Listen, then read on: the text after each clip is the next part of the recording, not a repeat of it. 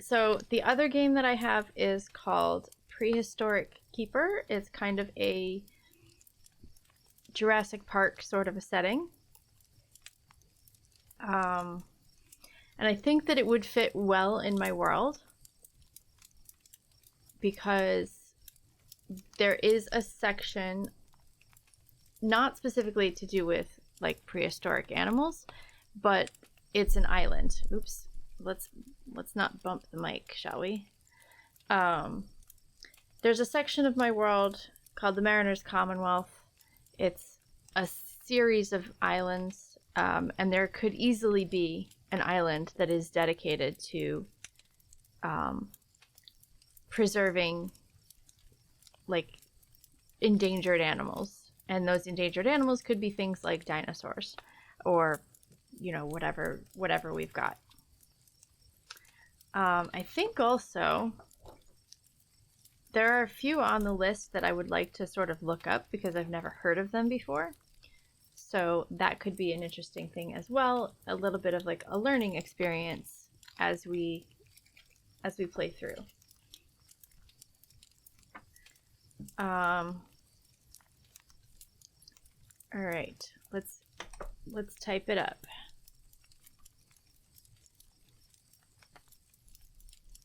Prehistoric Keeper.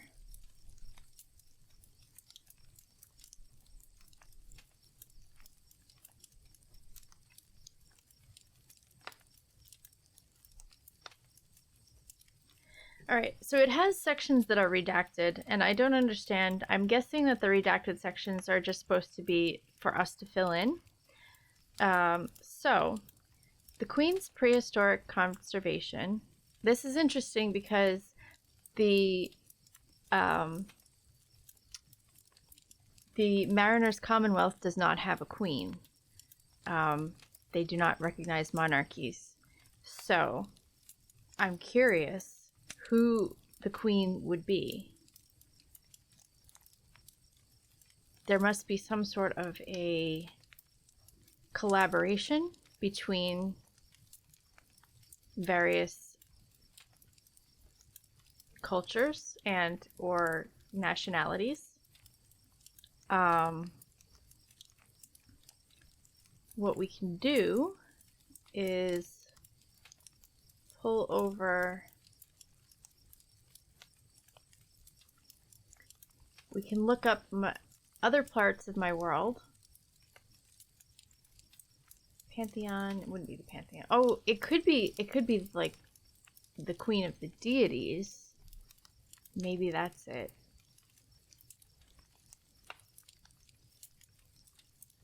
Oh, I'm so sorry. My computer hates this. Please load. All right.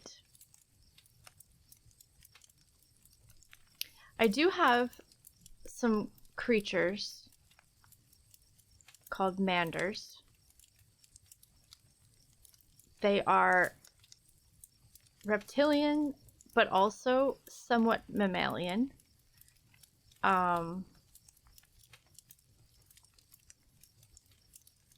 Which is interesting.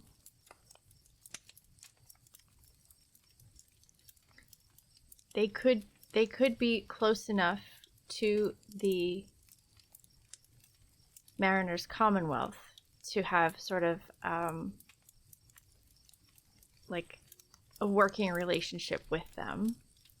So we could have the Manders being the ones controlling this island who want to preserve. I feel like that's consistent with who they are.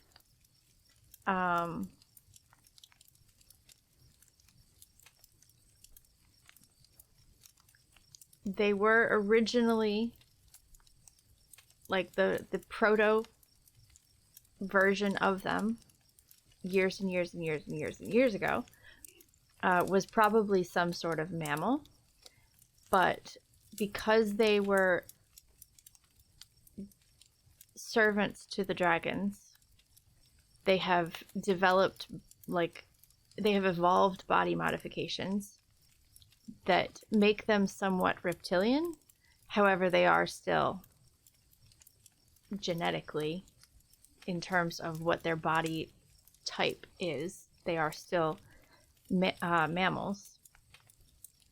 But because of their connection to dragons, I feel like maybe that's the connection of why they want to preserve these animals, because they may be in some way connected to dragons. I think that's good. Okay, so let's type this up.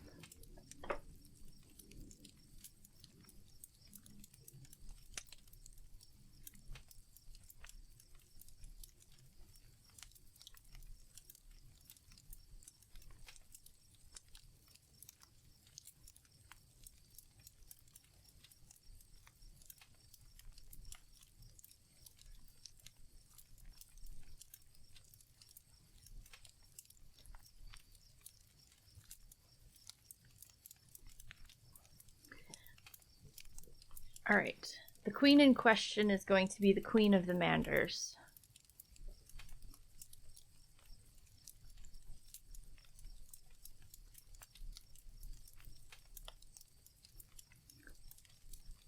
You can, when you think of Manders, you can think something along the lines of Dragonborn, sort of. I haven't really developed them that much, so if there's something that you would like to see, I'm open to putting it in the world.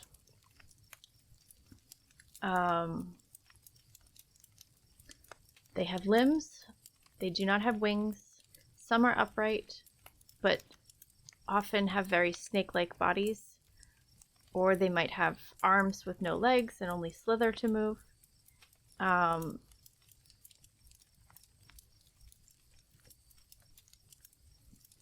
So something similar to like Yuan-ti. But they're all in the same category of people.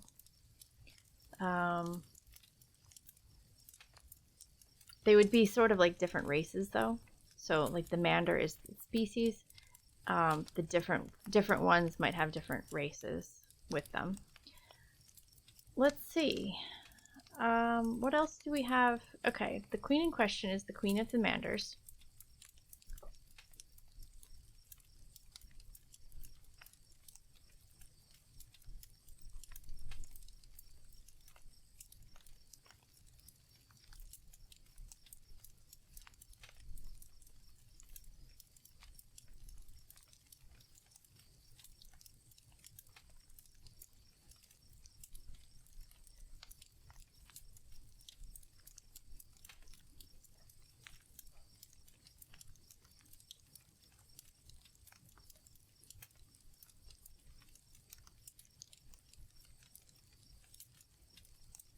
Queen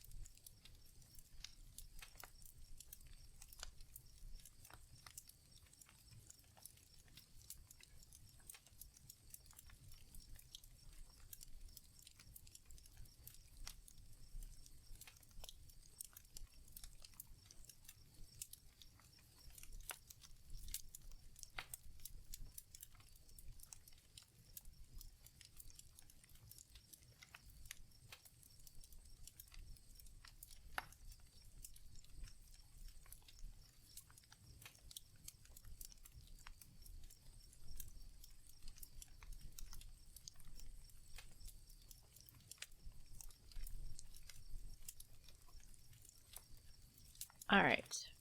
We should be back from ads. So here's a recap. The Queen's Prehistoric Conservation is a top secret project. The Queen in question is the Queen of the Manders. Manders are upright walking mammalian folk who kind of resemble reptilians in some ways. They may have more, like their hair may have evolved from the same stem cells, but like is a little bit more scaly looking. She is not the current queen, but she's the one that established this project many years ago. Her name was Queen Yorvi, and she has gone down in history as one of the greatest philanthropic rulers. She was always focused on establishing social programs to help find a solution to issues affecting not just her subjects, but also like the world as a whole. She was a very good person, and she wanted to give something to the world.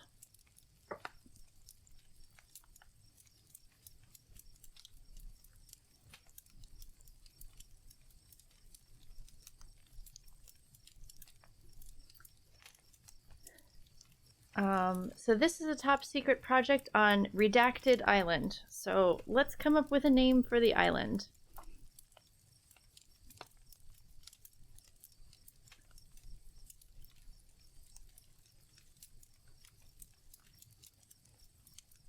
Silly phone, what are we Cretaceous parking?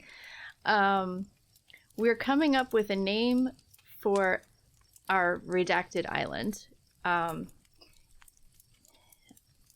The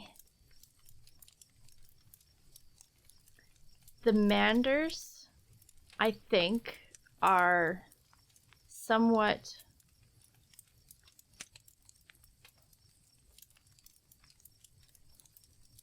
sort of generic Asian, kind of in the way that Avatar, The Last Airbender, is like, they do things that are like supposed to hint towards some kind of an Asian culture, but they don't specifically say like, hey, we're ripping all of this off of like this one particular culture.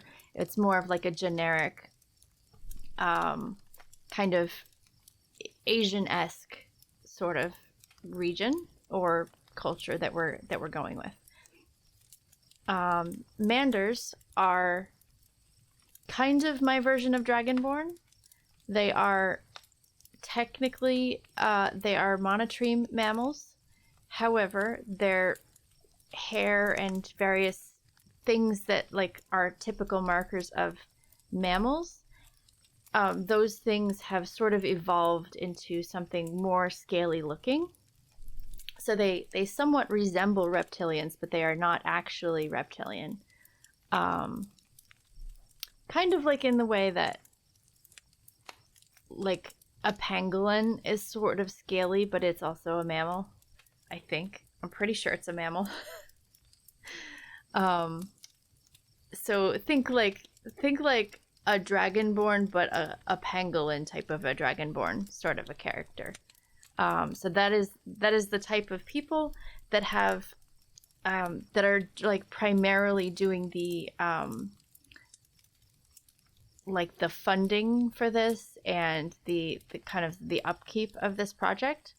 However, the island itself is located within the borders of the Mariners Commonwealth, which is heavily nautical country.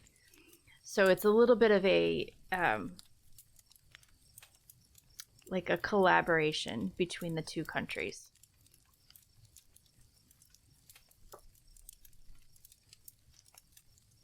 I love pangolins. Yeah, so this is a tangent. There used to be, and I don't know if it still exists because I haven't seen it in a while, but there used to be a brand of chocolate that was like they featured all endangered animals. Of like, you know, the dark chocolate they had was like a black panther, and then the I don't know, the koala one I think was like a mint, chocolate. I don't even know if koalas might not be endangered anymore. I don't remember. Like I don't remember which animals they chose. But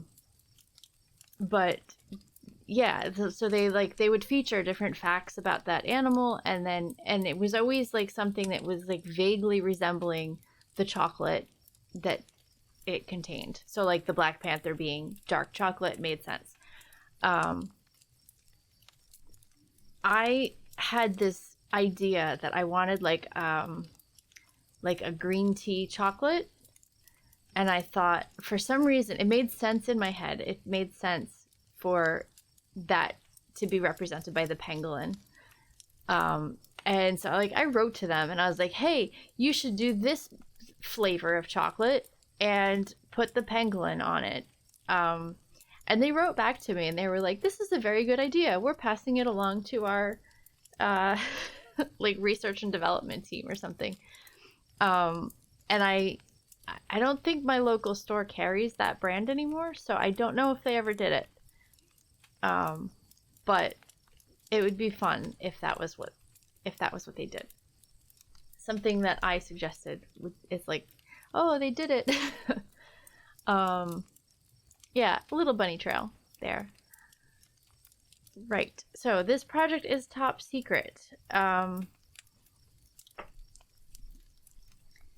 It's a collaboration.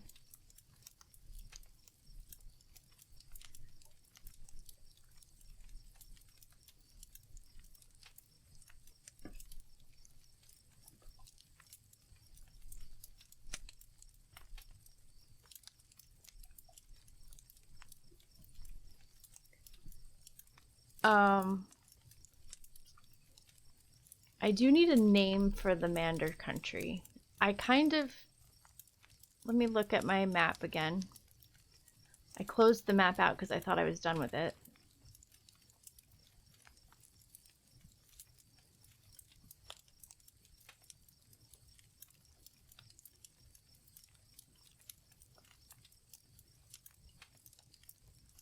Needs to be top secret, yep. All right. Let's see if my computer will allow this.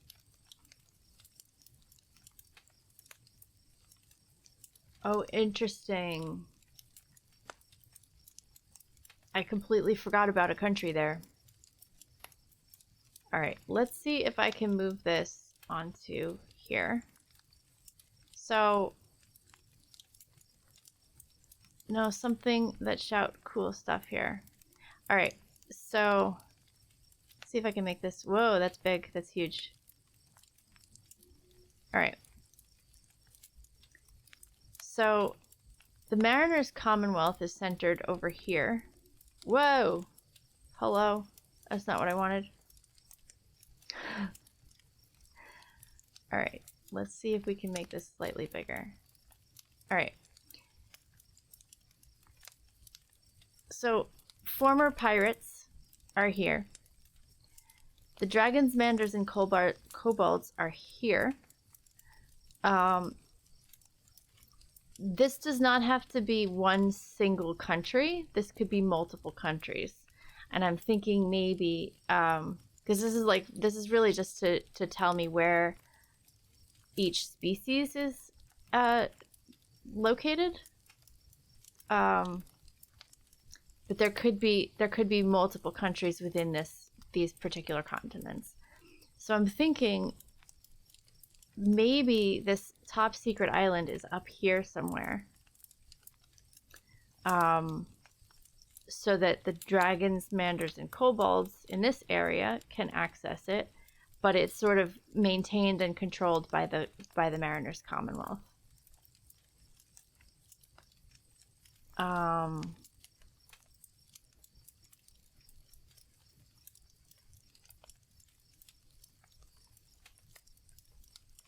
Yeah, I'm thinking that makes the most amount of sense.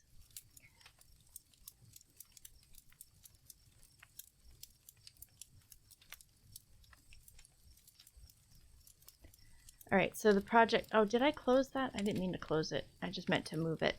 Oh, well. Okay. The project is top secret. It's a collaboration between whatever the Mander country is named and the Mariners Commonwealth.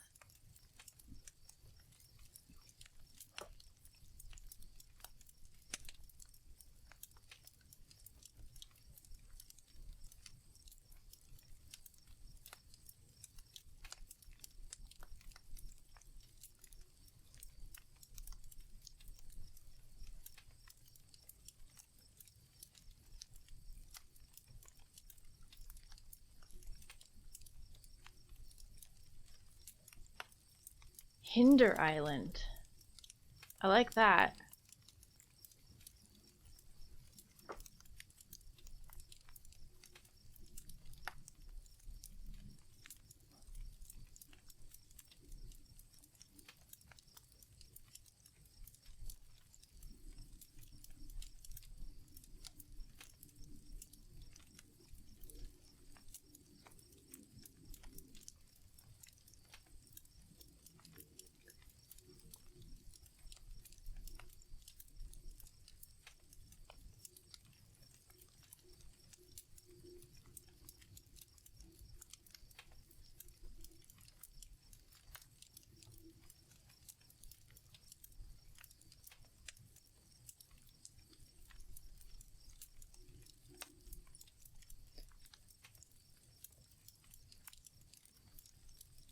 This is going to be a little bit confusing because we have the Mariners and the Manders. But I think this is going to work out.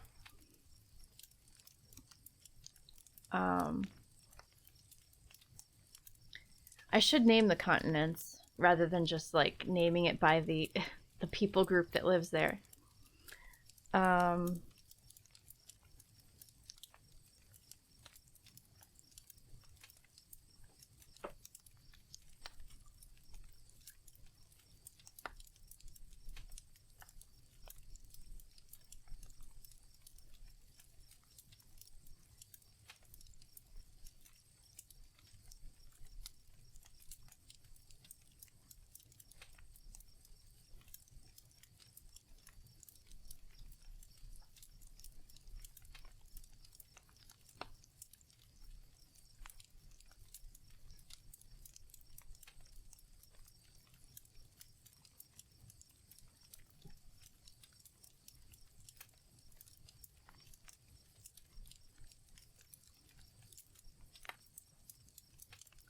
I'm just going to call it Arctic Channel for now.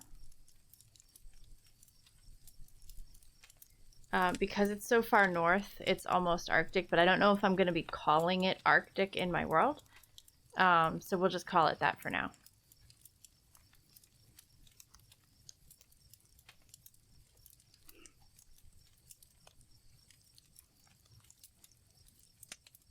All right, so we are playing as habitat keepers, also known as like zookeepers or prehistoric keepers. We care for the various creatures that live on the island, and we are also responsible for wooing patrons and investors to keep the conservation project running. So not only do we have to take care of the animals, but we also have to just be attractive for the, you know, the people who want to throw money at us.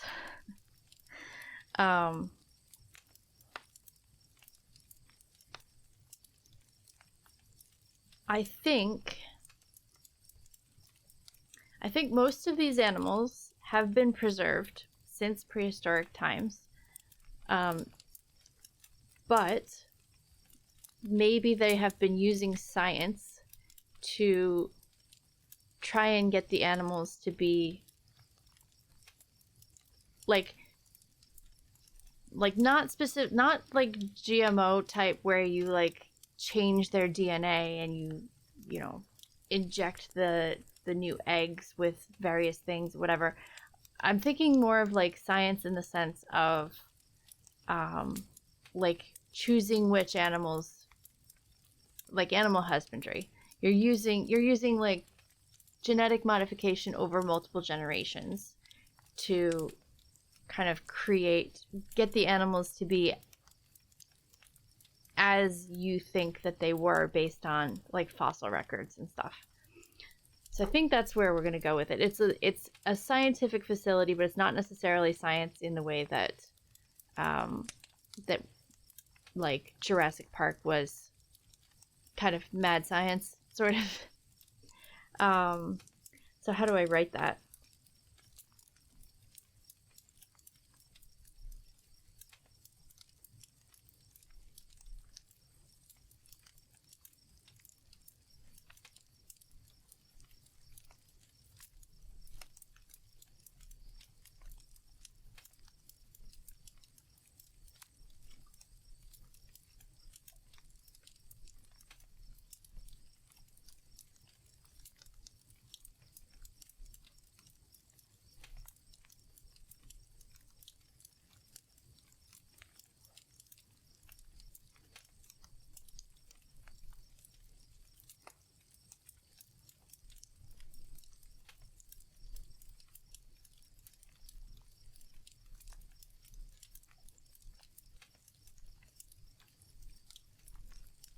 Also, science exists in this. Well, science. I meant to say magic. Science and magic coexist in this world. So, anything that can't be accomplished through, science, or anything that might be prevented by the laws of physics can be done through the use of magic. So, it's not super conflicting to be like, well, we can't do it this way, but we'll just use magic to accomplish it. Through a combination of science and magic, everything should be possible in this world. Thanks for the reminder. Need to grab my potion. Yeah, I will need a reminder later because I probably am going to need a caffeine potion soonish.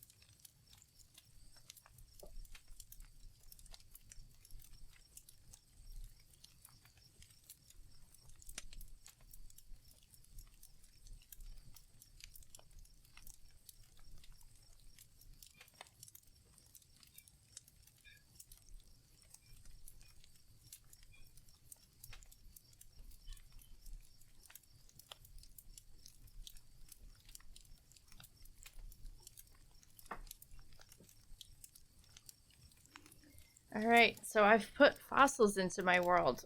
Now, I guess I feel like that has some sort of implication for like the way that my world was created. But I'm not going to get too deep into it, I guess. Let's see. Each player plays a keeper. Roll 3d4 and distribute the results. I'm not sure. I need an example how this works, but let's roll 3d4 and see what we've got.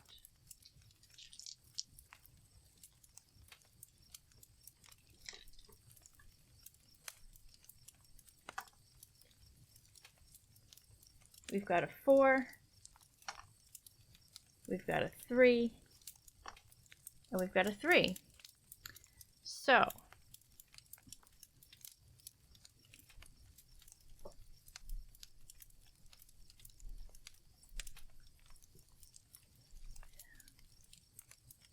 So we've got a 4, 3, and 3. That can go towards charisma, lore, or body. If our 4 goes to charisma, then we have a slightly higher chance of succeeding in things related to charming and persuading the creatures and the NPCs to follow our instructions. If we choose to put our higher number into lore, that means we have a better chance of using it to understand the history, needs, and how to care for the creatures. And if we put it into our body, then it means that we are better at using it to overcome, dodge, or counter creature attacks. So, I think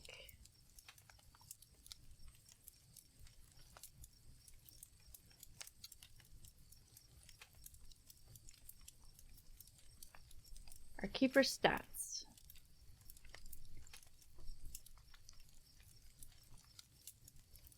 I think we do 3 in charisma, 4 in lore,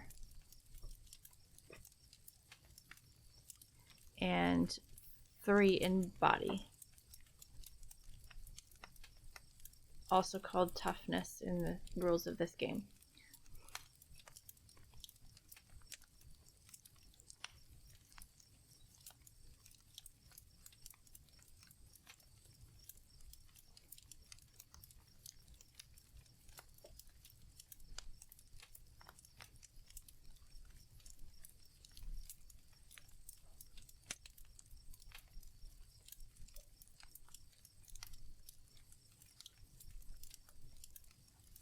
We'll come back to our favorite creature. We'll get there.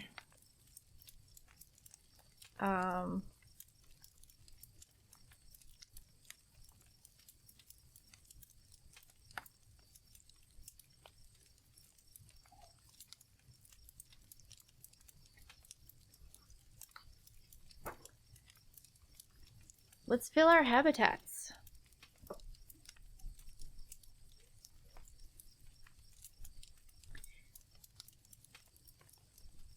This island slash zoo sort of thing has 9 different habitats. We're going to roll 1d20 per habitat.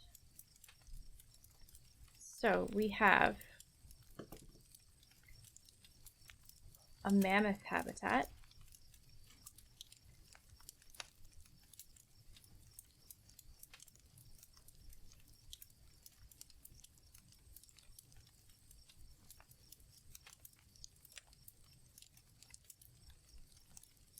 Math rocks, yes. All right, we have mammoths, which means that we have a space for them. So that's one of our habitats. So I'm gonna put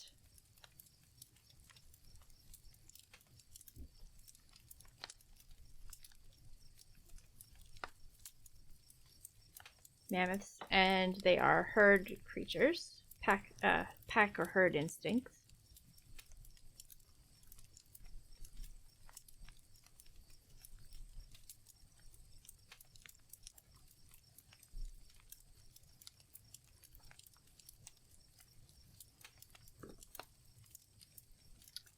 We'll roll again because we got another one. 10. Meganosoptera.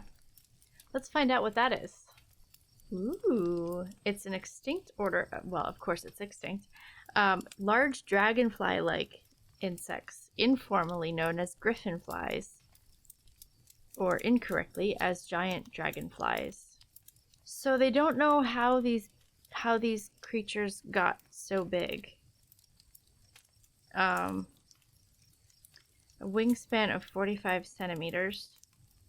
I'm assuming 45 centimeters is 28 inches. Is that why you put that? That looks like 18 inches. So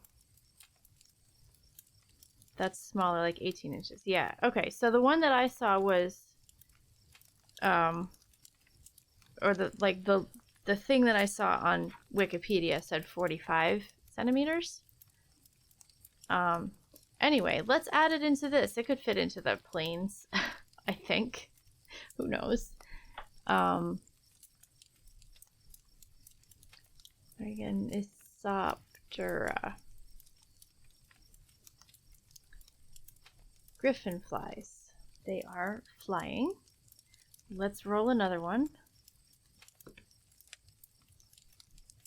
That's the same number again. A 3. Ooh, velociraptors. Now, are we doing Jurassic Park style velociraptors, or are we doing... That writer woman, welcome in. Second raid of the day. Let's do a shout out.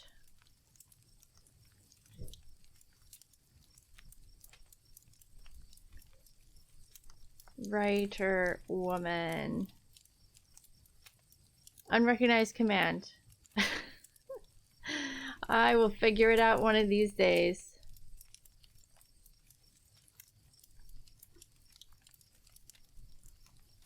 Here we go. Thank you for the raid. We just instantly got an ad. So I'm sorry for that, but it was genuinely like just the timing. I do have like the pre-roll ads turned off. So I will wait. Oh, Lucime, thank you for the follow. I appreciate it. I am going. Should I wait a moment? Is everybody in ads? I could wait a minute and then go into my spiel. That's right. You're worth some ads. Anyway, if you've just come in from the raid, welcome in. I am Meg, Creative Garden CG. I'm an actor, writer, storyteller. Today I am a fundraiser. We are trying to raise money for the National Breast Cancer Foundation.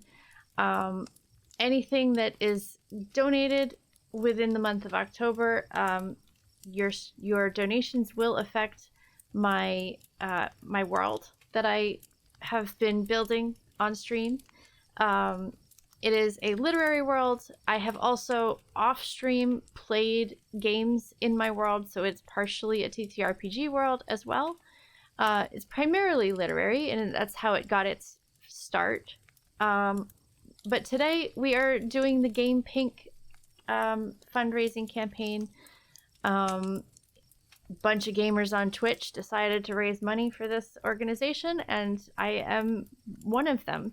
So I am playing games today. The stuff that I have chosen is kind of in line with my other streams.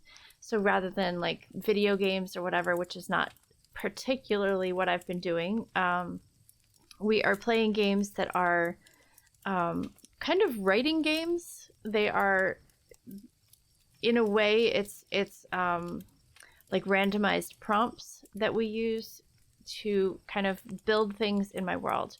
So right now what we're doing, the game is called Prehistoric Keeper. We are setting it in my world, in a section of the world that has sort of reptilian / mammalian kind of folk. And the Queen's Prehistoric Conservation is a top secret project. The Queen is the Queen of the Manders. She is not the current Queen, but years and years ago, there was this very philanthropic Queen named Queen Yorvi. She launched this program to try and preserve prehistoric animals and save them from extinction.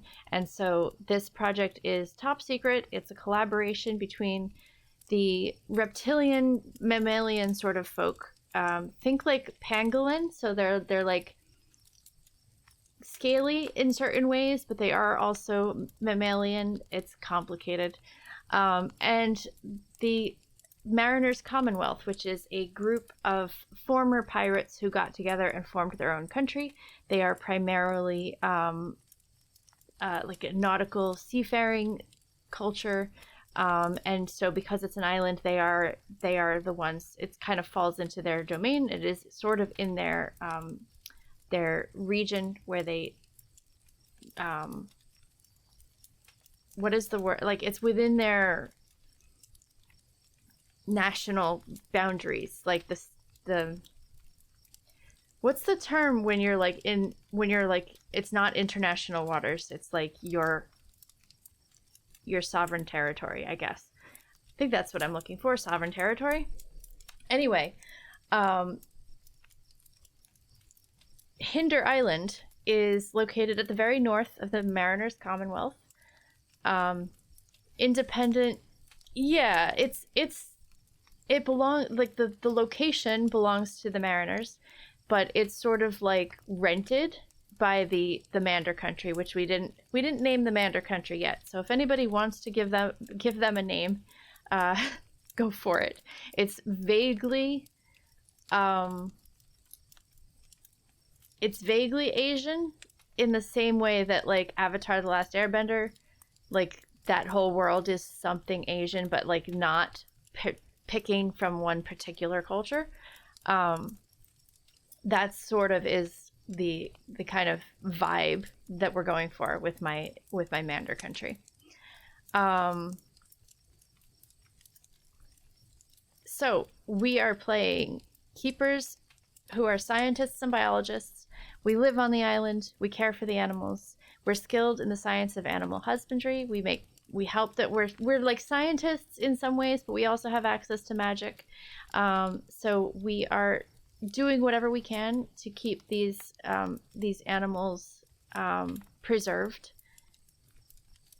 and preserved in the way that is consistent with the fossil record as well. We don't want our breeding of these animals to change them in any way. We want to try and preserve them as they were in the past.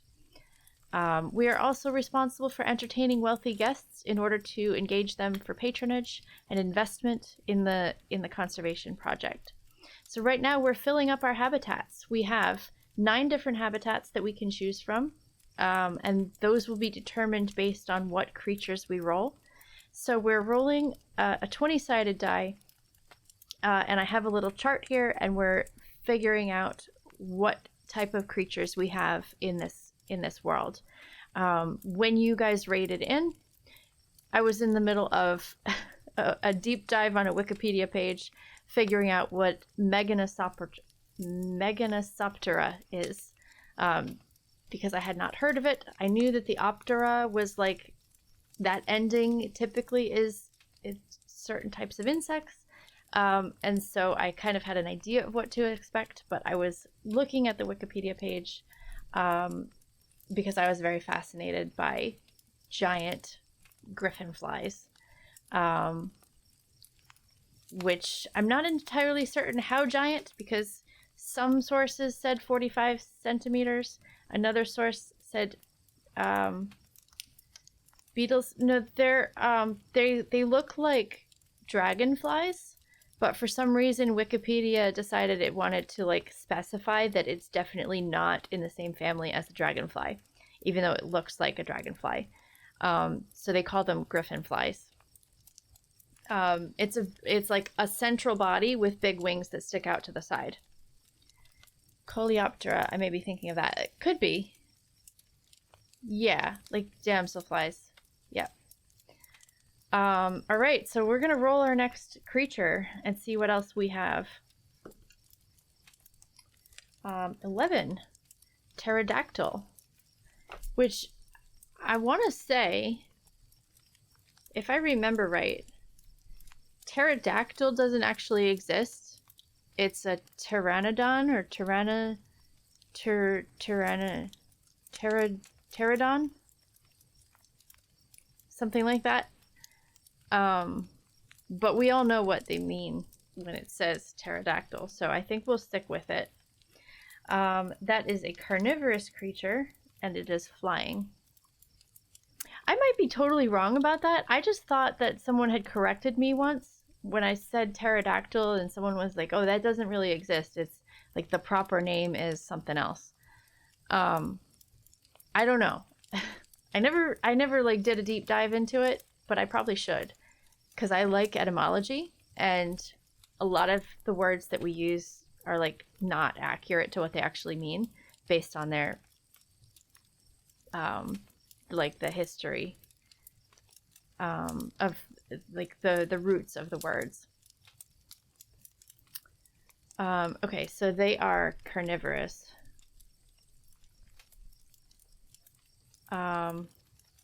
Oh, you know what we forgot to put in was, because we did roll the velociraptors.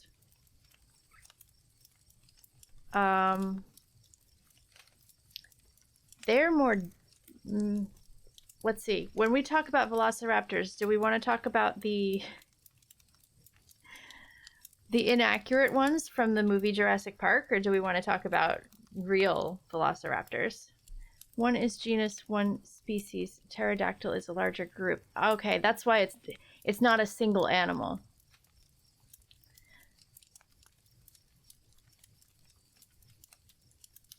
Cool. I'm gonna put... Is pterodactyl the genus? Or is it more like the family?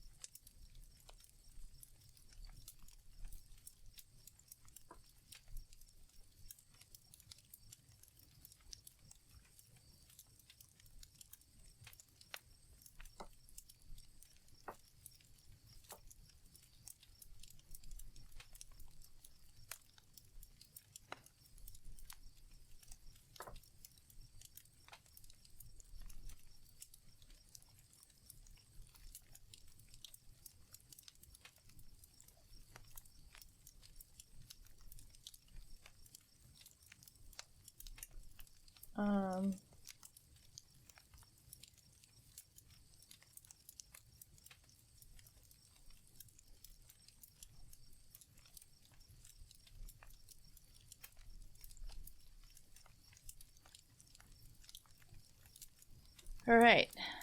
1, 2, 3, 4.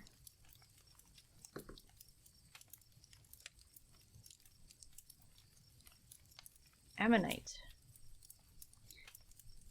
I feel like this entire stream is going to be looking up prehistoric creatures.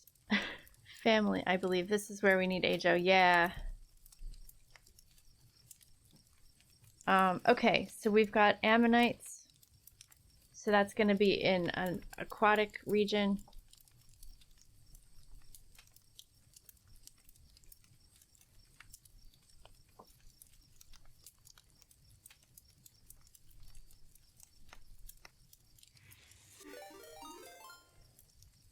Gulf Ghoulie, welcome in. Thank you for the raid. I am not familiar with a lot of these names, so I appreciate you being here. I don't know where you came from.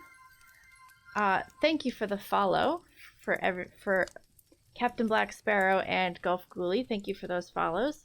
Let me do a shout out and actually spell it correctly this time. Shout out GULFGHOELIE.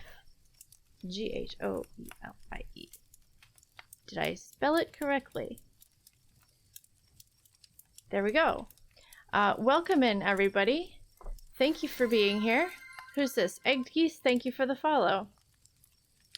If you don't know who I am, I am Meg, Creative Garden, CG. I am an actor, writer, storyteller. I do massage therapy. I typically, when I'm on Twitch, I usually do either a reading or writing stream. Today we're gaming because it's going to be part of the Game Pink campaign for the National Breast Cancer Foundation, which the information is there. For the month of October, I'm running this campaign. Let's see, saw you were also doing a breast cancer awareness charity stream. Had to drop in and show love. I appreciate that you're here. I'm glad that you just kind of found me based on the charities. That's pretty cool. A little bit about my story. At the end of the summer this year, my doctors were pretty sure that I had breast cancer. It turned out that I do not, and I am one of few people who actually get good news after the kind of results that we were seeing on my tests. And so in gratitude to the universe for not giving me breast cancer, I decided I need to give back. I need to share with people who actually are facing that fight. And the National Breast Cancer Foundation is a very good organization for that. They help with They help with screening for people who can't afford healthcare or that sort of thing. They help provide free screening for various people. Sorry, I have something in my eye. They they help provide support and care for people who are undergoing treatment, or for people who have like recovered and now need to kind of get their legs back under them and find solid ground again. So they're a very useful organization. They have a very high rating on whatever the name of that rating site is.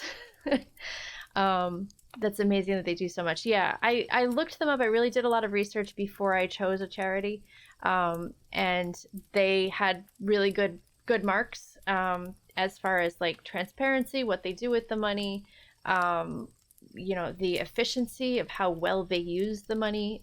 Everything had like high marks, and so I definitely wanted to make sure that I was supporting a good cause, not just the cause in general, but like an organization that will do something useful with that money. So that's what we're doing today. I got on here at 1 p.m. I've just been playing games. It's mostly solo RPGs.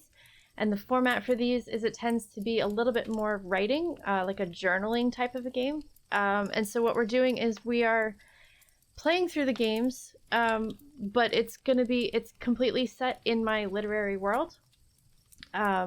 Which also is a little tiny bit of a TTRPG world, because I've played a couple of games off stream in that world. And so, yeah, so we're kind of writing in a way, but we're adding to the world by playing in it. And right now we are playing Cryptid Keeper. That it is a game by, see if I can get the name of the person. Joie Yong. You can find this on, I think, like the itch.io website, for various like smaller, like single page, 2-page RPG type things. So we're playing, it's a little bit like a Jurassic Park type of a setting. We are playing as zookeepers. We are scientists and biologists. We live on the island. We care for the animals. And all of these animals are prehistoric. It is a top secret project funded by the Queen's Prehistoric Conservation, which is through the country of the Manders. I don't know if we've named our Manders yet, but it is whatever the Mander country ends up being named. And it's a collaboration with the Mariners Commonwealth, who is a group of former pirates who are very good at running top secret organizations and that sort of thing. They're kind of collabing with the group of Manders. If you don't know what a Mander is, that's okay, because I invented them. They're a little bit like mammal / reptile type of a creature. Think like a pangolin, but something that is anthropomorphic in the sense of like walking on upright legs. I don't know. They're not fully fleshed out yet. I will someday make them, give them more life, but for now we're just making things up as we go along.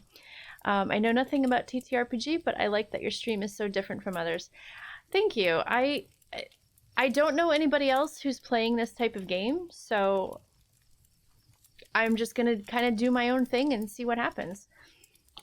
Those characters sound awesome. I appreciate it. I'm trying to write characters that are not tied down to existing lore. So, you know, I'm not sticking with like Dungeons and Dragons lore. I'm not sticking with, you know, when people think of dwarves, they think of like Tolkien, Lord of the Rings kind of dwarves. I've made changes because I don't want to like tie myself down into somebody else's lore. So all of the streams that I've done that are writing streams, I am just sort of making some changes in a way that sort of fits my world best. And so, you know, elves exist, but they're not the kind of elves that anybody expects. Dwarves exist, but they're different. Same thing with my manders. They're a little bit close to like what Dungeons and Dragons might call a dragonborn, but they are not reptilian. They are mammals. They just kind of look a little bit reptilian because they've spent a lot of time living in a country that coexists with dragons. And so they've taken on some of those, their bodies have evolved modifications to resemble dragons. As you should, make them yours. Yeah. Part of it has to do with the, that's such a neat way to make them your own. Yeah. Part of it has to do with a few years ago, there was a little bit of like a kerfuffle with some of the copyright of various things. If you're not familiar with the TTRPG space, it's not like super important that you get all of the details. But there was basically like, hey, this thing that you've been using that was kind of like open source, sort of, they were like, we're gonna now copyright it and you can't use it. And it just created a bunch of backlash, and everybody was upset about it. And it was one of those things, like they ended up walking it back, but I felt like they could just do that again at any point, and I just didn't want to like deal with having to like kind of conform myself to someone else's IP. So I just was like, you know what, I'm just gonna write my own stuff, and I'm gonna you know, just have it be mine, and nobody can, you know, change the copyright on it because it's mine. Had that problem with the D&D campaign I was part of. Yeah. I like the idea of them being more draconic. Yeah. I love dragons, but I don't want dragons to be a huge part of my world because of sort of the implications of like having a creature that big, what kind of an effect that would have on the wildlife. And so dragons are part of my world. They've had a huge influence on the world, but there aren't very many of them. And so I needed to fill that space with other types of creatures. So I have a version of kobolds that are oviparous reptiles, and I have a version of like what other people might call a dragonborn. I'm calling them manders, but they are monotreme mammals. So they are mammals that do lay eggs. If I'm getting that right, monotreme. I think that's the one. I'm liking this world. I appreciate it. I'm trying to write more in it, and so I'm just really enjoying like kind of building around, you know, what exists. Playing these games kind of helps. This is sounding so good. Yeah. I'm pretty happy with. I mean, oh, you know what? I didn't put here's some information about my world if you're interested. I have a little Nightbot command. I started it. I walked away from it. I came back and things were different because I had grown up.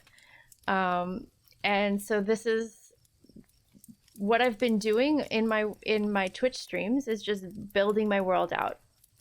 Because I missed it and I wanted to get back into it. And so I decided to do it on stream. Writing is so difficult sometimes. I hope you're remembering to hydrate to keep your brain wrinkly. Thank you for the reminder. I will hydrate right now.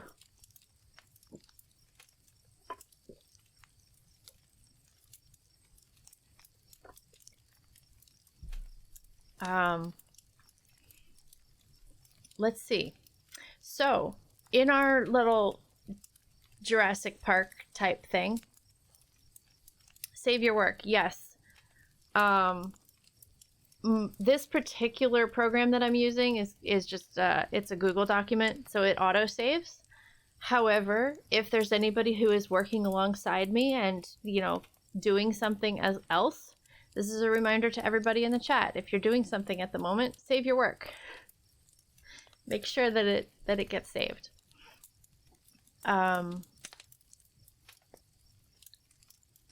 Head pats and hugs. Thank you. I don't remember if that does something. I think someone... I gotta find it. I think someone redeemed this.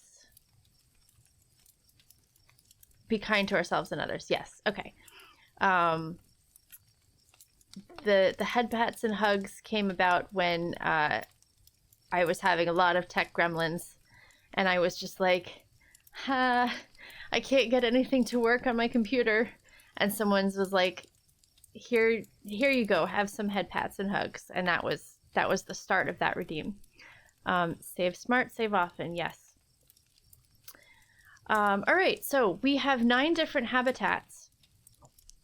We may not fill all of them because we're only rolling 9 animals. And we've already have some animals that like exist in the same habitat with each other.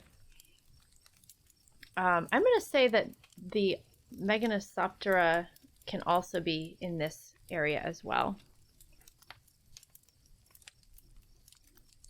Meganosoptera. Can I spell it?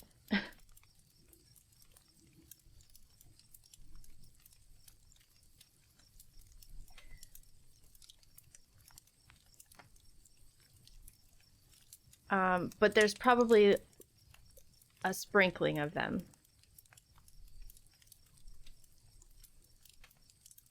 All right, so we've got in the Wide Plains region, we've got mammoths, we've got griffin flies, and we've got a variety of pterodactyls, which is the family name, not the species name. Just a group of pterodactyl communities. Communities, is that the right word? I don't know. How many? 1, 2, 3, 4, 5. So we've got 4 more rolls to do. So we're rolling a d20. If anybody has a d20 and you want to roll it and put your number in chat, we'll go with yours. Otherwise, I'm going to have to re-roll that one. Otherwise, we'll just use my rolls. 5. Unfortunately, I didn't set up the roll thing in the chat. I should have done that before starting this, but I didn't get to it. I will have it for the next time I do this because I really like the roll option in Twitch chats. What are we looking at? We're looking up Iguanodon. I rolled an 8 in my chat. Okay, an 8 is Triceratops. So if you want to tell me what habitat a Triceratops exists in, I will put it into the document. I didn't want to go grab my daughter's dice. Okay. Let me get in the house. I'm at the door. Oh, we've got ads too. I'm just going to take notes and fix this up. So we've got Iguanodon.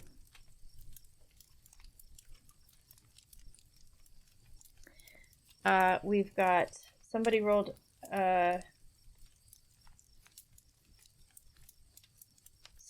an 8. Triceratops. And Captain Black Sparrow, you rolled a 10. That is the Meganosoptera. So if you would like to roll again, you can do that. Otherwise, we could just increase the number of Meganosoptera that are in this habitat. I'm going to look up Triceratops habitat, arid prairie and rocky badlands. Okay. I'm going to put them with the arid.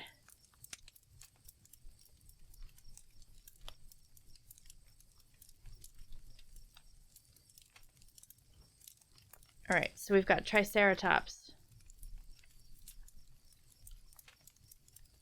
Let's spell it correctly. There we go.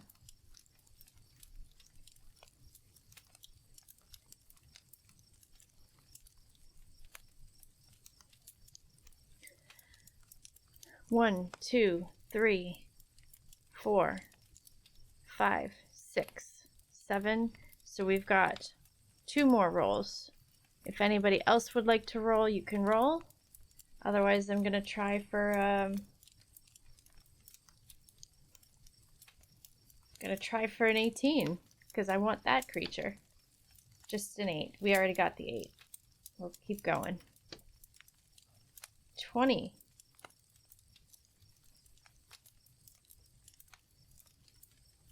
We've got 20 is a megalodon, which I believe is aquatic.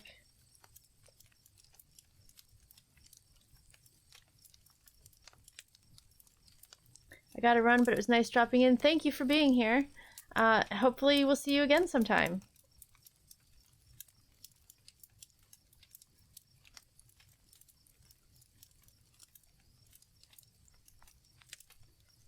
All right.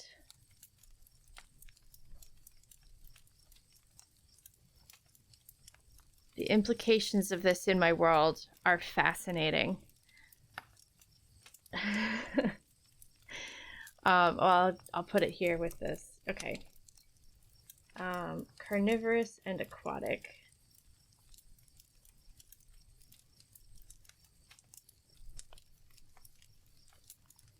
Jeff got a 17. A 17 is a Spinosaurus.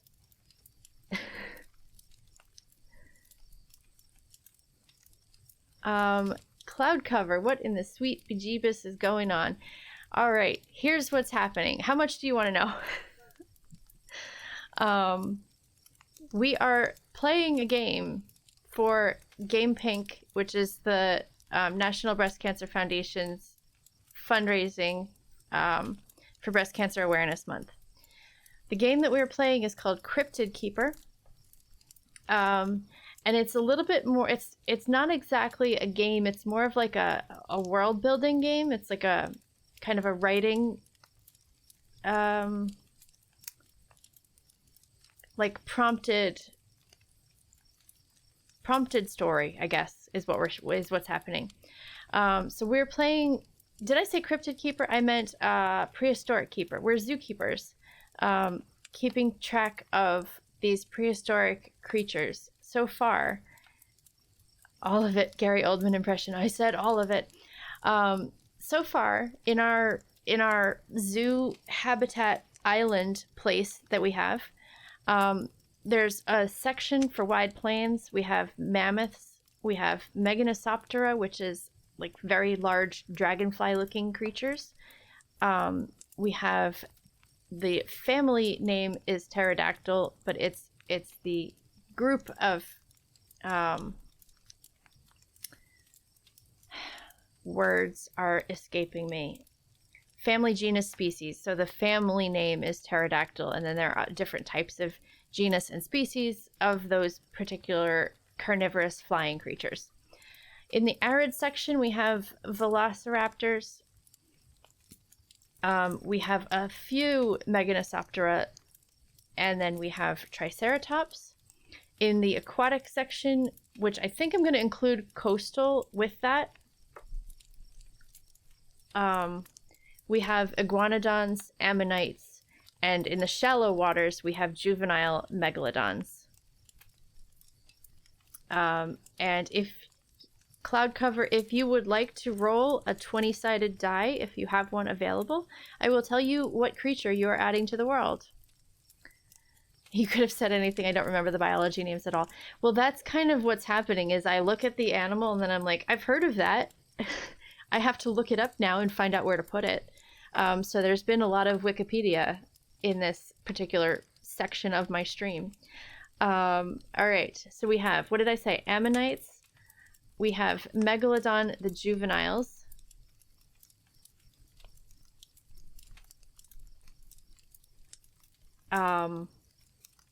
And we have, let's see, they are carnivorous. And then we have iguanodons, which are, oh, I'm a dungeon master. How nice of a d20 do you want? Well, the one that I have is, it's pink with clear sparkles in it. So if you can beat sparkly dice, then go for it. Let's see. Iguanodon. Okay. What was I adding? Juveniles in shallow waters. Metal or galaxy? Galaxy sounds cool.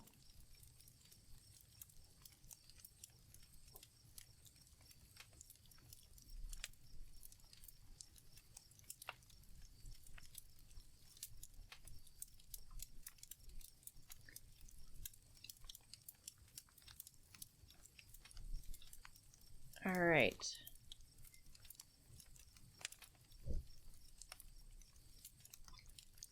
One, two, three, 4, 5, 6, 7, 8. Go for it, cloud cover. Otherwise, I can roll if you can't find yours. You rolled a 12. Ooh. You just gave us the Tyrannosaurus.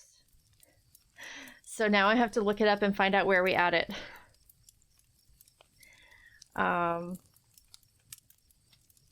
Based on my consumption of popular television and media, I'm pretty sure the Tyrannosaurus is something jungly, but I don't know for sure.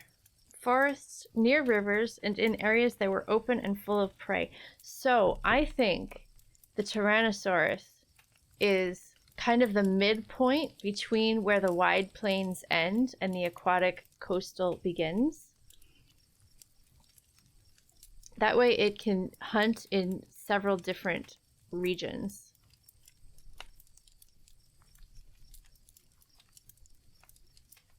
Junction. I don't want midpoint, I want junction.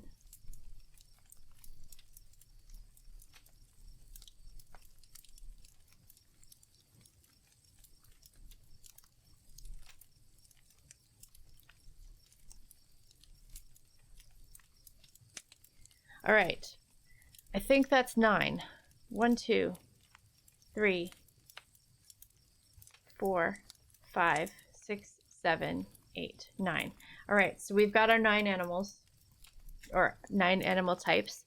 We will also assume that, like, standard sort of more modern creatures exist, like mice and birds and things, because these animals do need things to eat. And yeah, that way there's always going to be food for them. Let's see. We have,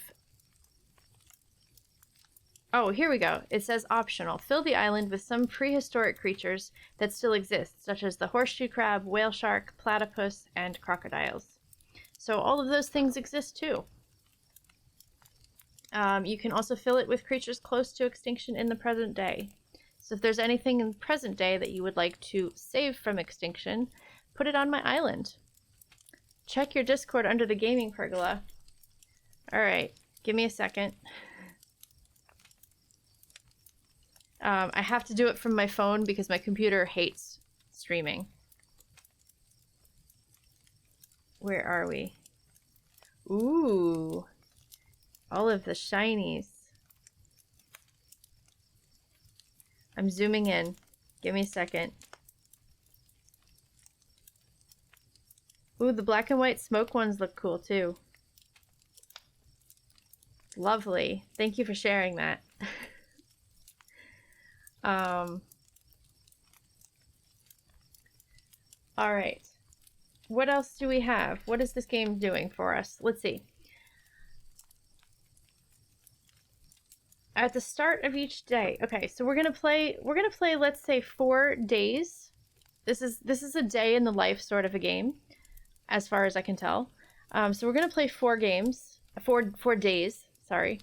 I like to show off, it is a problem. It's a good problem to have. If you have lots of dice that you are willing to show off, that's a very good problem. All right, so on day 1, we could play with a number of players if we want.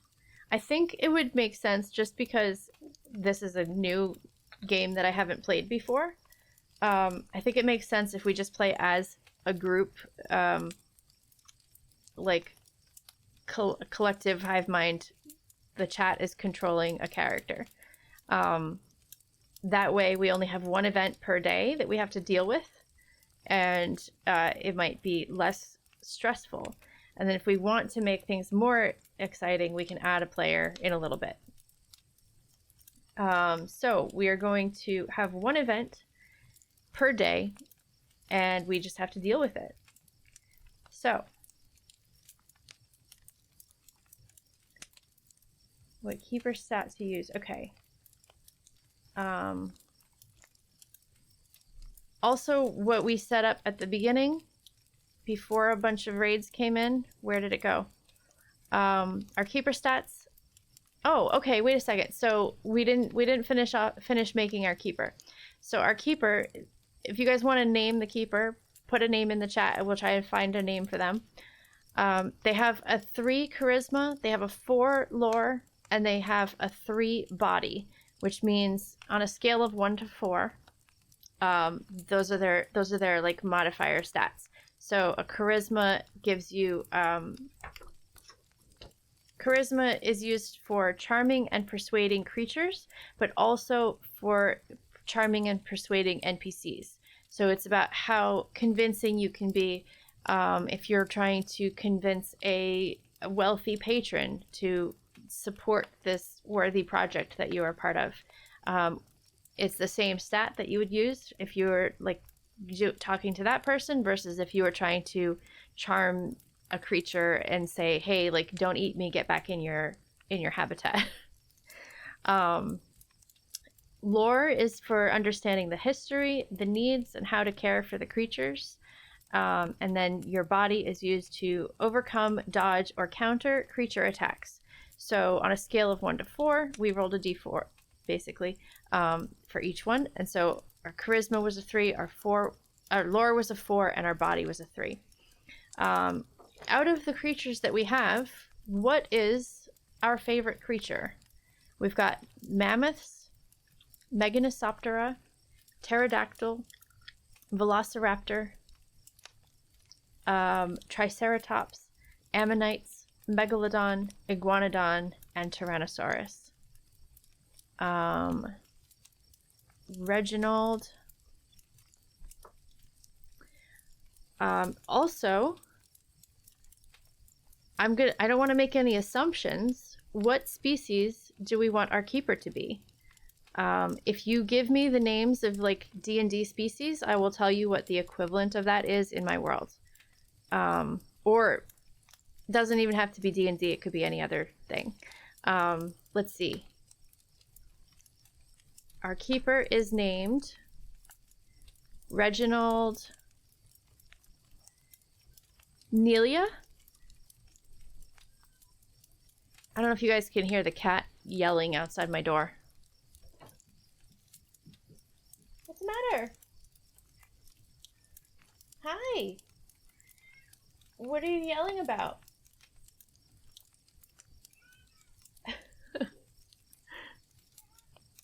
Okay. Our keeper is named the rabbit named Harangon. Fascinating. Harangon. Okay. How do I do this? Because Harangon do exist in my world. But they haven't yet made it to the material plane. So for one to exist, it would be a once, like, it would be extremely rare. They are probably the only one of their species that exists in this part of the world. So that's really cool. Let's see. Our keeper is named. Are we happy with Reginald Nelia as a character name?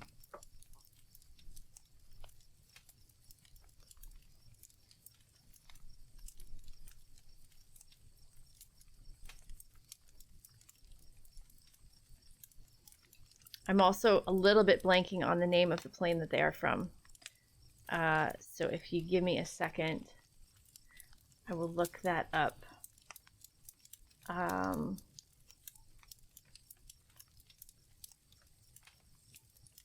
Oh, my computer hates it.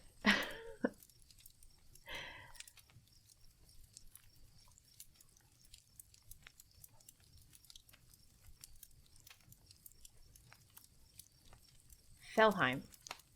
They are from a place called Felheim.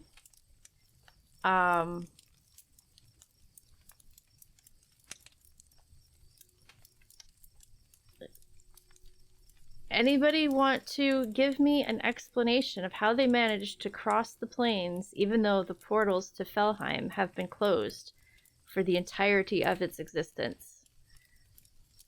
That's got to be some very heavy magic.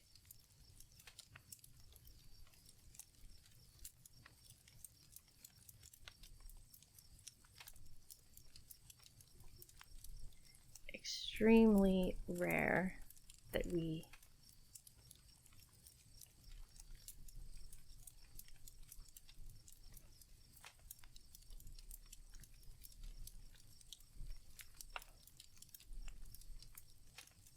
I mean, the stats are pretty above average, so to be rare would make sense with stats as high as they are. True.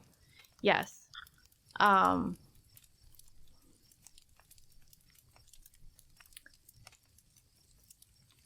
Let's see. The region, the place, so a little bit about Felheim. It's entirely, almost entirely animal folk. And I say almost only because I haven't finished building it yet. So I don't know if I'm going to add anything to it. But it's almost entirely like cat folk, dog folk, rabbits, foxes, you name it. It's there. And it's protected by the gods. They don't really know why.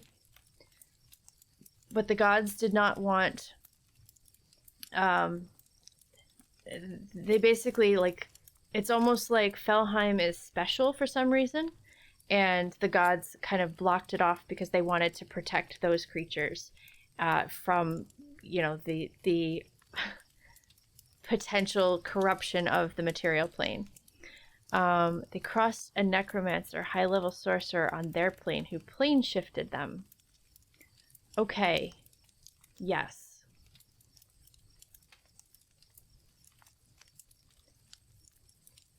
Okay. Perfect. The necromancer did it to piss off the gods. Well, the necromancer could have been serving one or two of the evil gods, who are like kind of in opposition to the one god that created. So here we're getting the whole history of my world tonight. Mara created the world by she told a story around a campfire, and her world came to life and is this world, which I call Cinder. She initially called it Cinderluna, but at some point in the world's history, the name has changed to Cinder. She asked 8 other gods to join her in her world to care for the world and be stewards of it.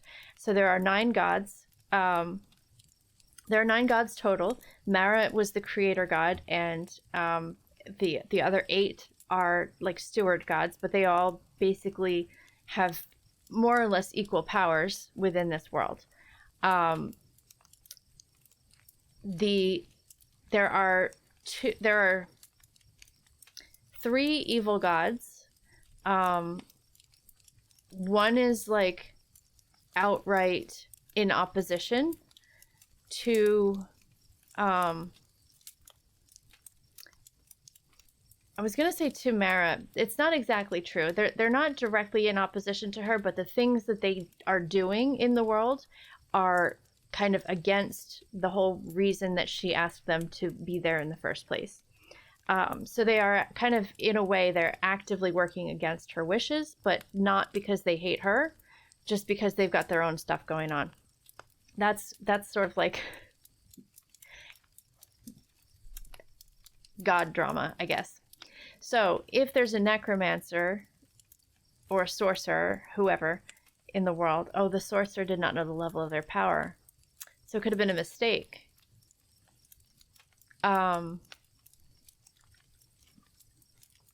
Yeah. So the necromancer could be serving Yarish, who is the god of oceans, chaos, the underworld. She's the god of a lot of things. I believe she would count towards the god being like the god of death. And so a necromancer might serve her. Or the sorcerer. Yeah, sorcerers have no idea how they got their power sometimes. Yeah. We could just leave it as a mystery.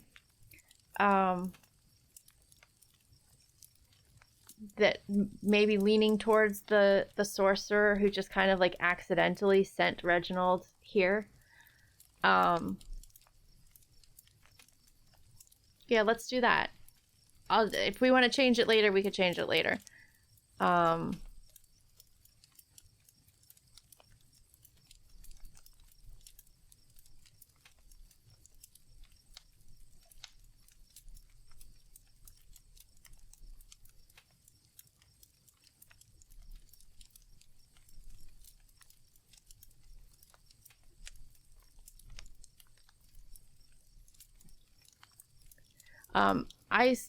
I just sort of picked he him pronouns for Reginald. Are we good with that, or do we want to change his pronouns to something else? We do also have an ad coming up in a few minutes. Let's stay hydrated too.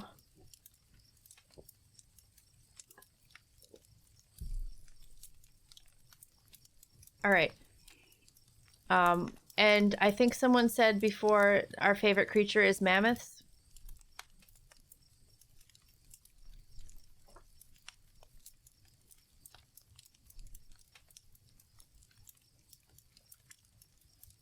All right.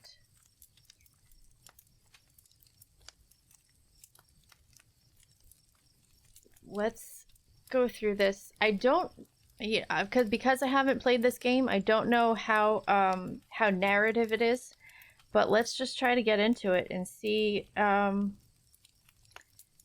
we go. I don't think I need this entire page. All right.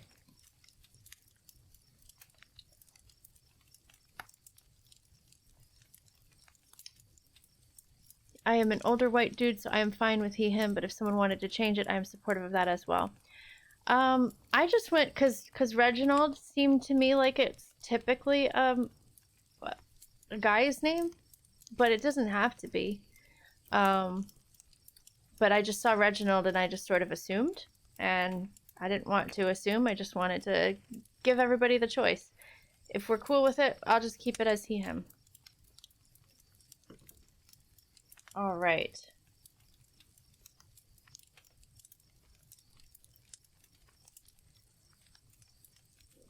You're cool with it? All right.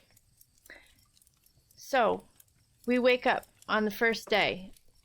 Oh, yeah. Do we want it to be the first day? Maybe we've just started here. This is going to be, I think, more of like a journal. Reginald, I think, is going to keep a journal, so I'm just going to write in first person. And maybe that's why we don't have to decide about the pronouns.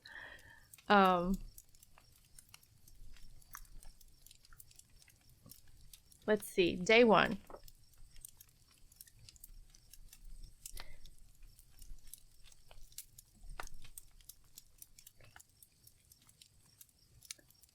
I feel like if I do it this way, then it kind of excludes chat. So maybe I'm not going to do it this way.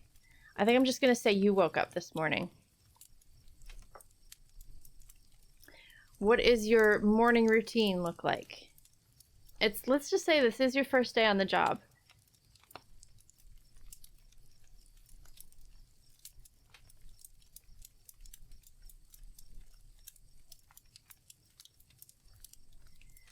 But you do have experience in other like biology settings, like maybe you were a zookeeper or something previously.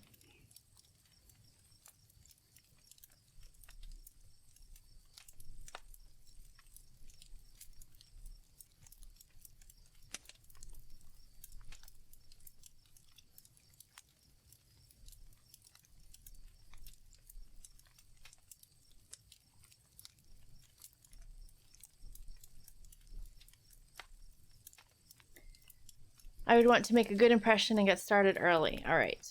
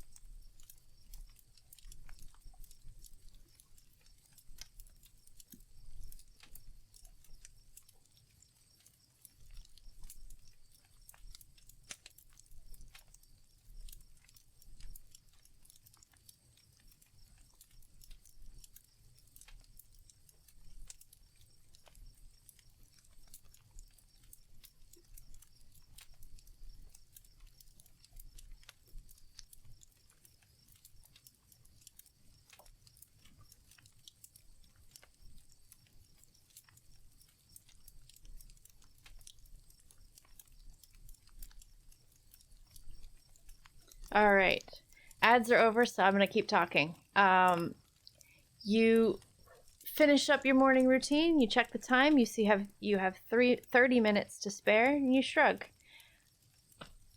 I'm ahead of the game. I might as well get started early. I want to make a good impression. I want to get to know the animals. This is my first day here. I want to figure things out, get the lay of the land. As you go to, kind of check in with your supervisor, let them know you're here. You reach the first habitat, and you're greeted by 3 very kind of upright, stuffy looking people, and they all have clipboards, and they're checking out the habitat. They're making notes on what they see in front of them. So the lead person introduces themselves. They say that they are government inspectors. They've come to check on the creature's well-being, and they want to know that everything is as it should be and up to the standards set out by the Queen's Prehistoric Conservation, the QPC.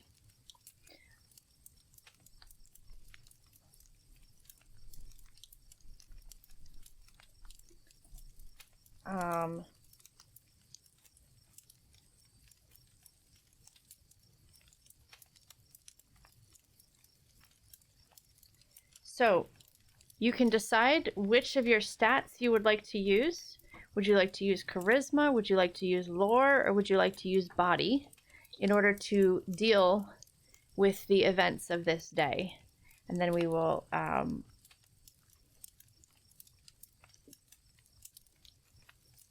will figure out what we do, where we go from there.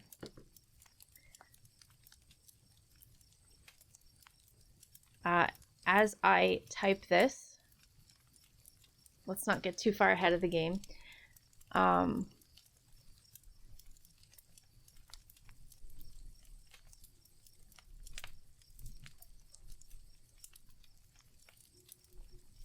Queen's Prehistoric Conservation. Charisma, okay.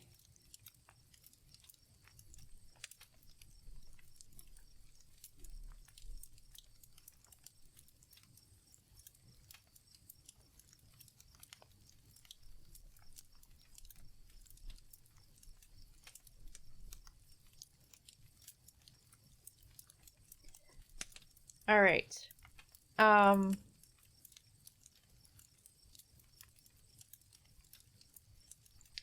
So we've got a suggestion for charisma. I'll read to you what it's for. Used for charming and persuading creatures and NPCs to follow your instructions. Lore is used to understand the history, the needs, and how to care for the animals. And body is used to overcome, dodge, or counter attacks. I don't think that these inspectors are here to attack you. So I'm thinking it's one of the other two. To make sure, so lore, I think would give you information about. Yeah, I think both of those would work. You do have higher in lore. So if somebody would like to roll a d20, and add 4 to that number. I will tell you if you how we play it out. And if someone doesn't want to roll, I could roll for you if you'd prefer. But I am rolling behind the scenes for a challenge rating.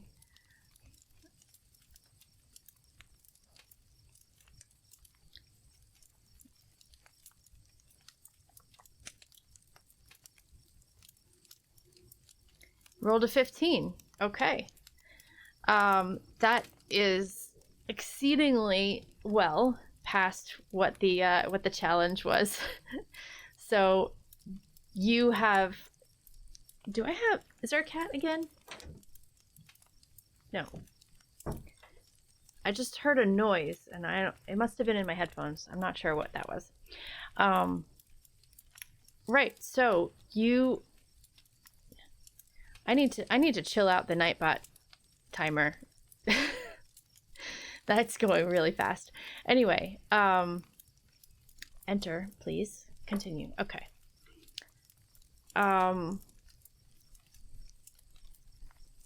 You rolled a 15. We'll take note of that.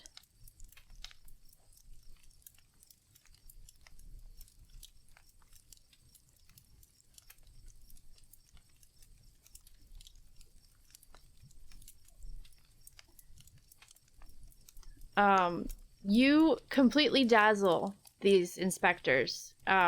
You actually, I think because it's like double what you needed, you look at their charts and things and you like make suggestions for like, oh, you know, like this thing is actually, you're not being strict enough. You're just kind of like, hey, like you're being too lenient with your checklist. You need to like be harsher on us. So let's see. The inspectors are dazzled.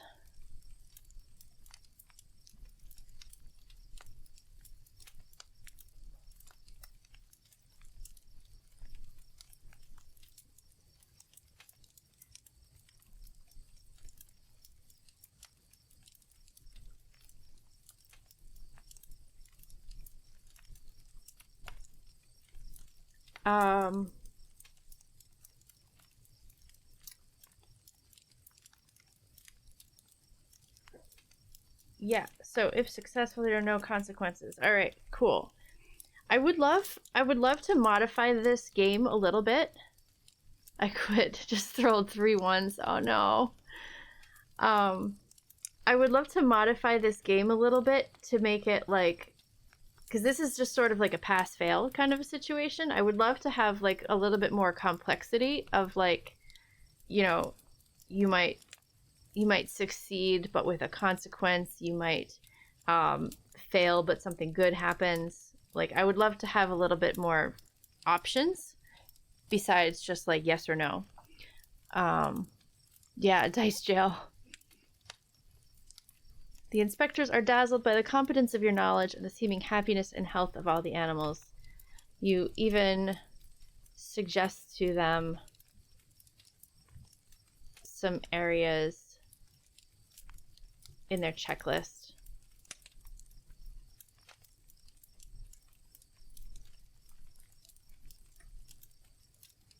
where they're being too lenient in their standards. All right.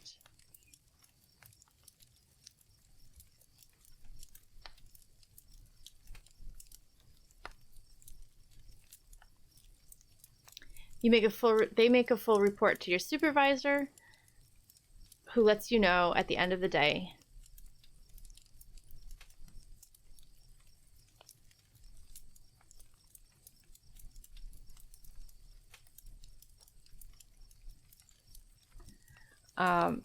Who lets you know at the end of the day how pleased they are that you have been hired here. Anything for flavor that you would like to do at the end of your day? Write a letter to your friend or have your favorite omelet or anything. Otherwise, we'll move on to day 2.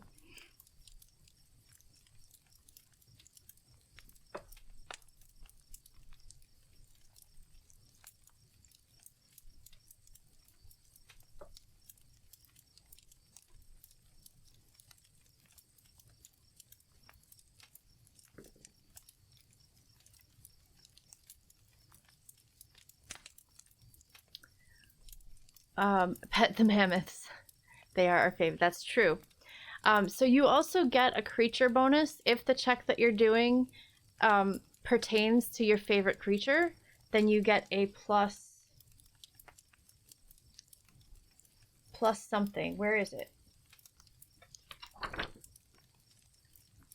You get a +2 for your creature.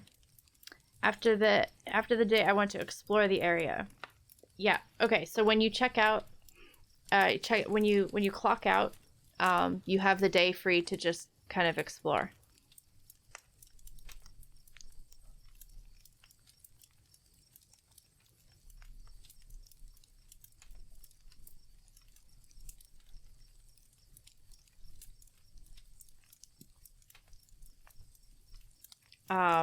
I will say it's farther north, so it's gonna be more of like twilight. It's not quite 12 hours of daylight and 12 hours of darkness. It's you're gonna have a little bit more of like northern.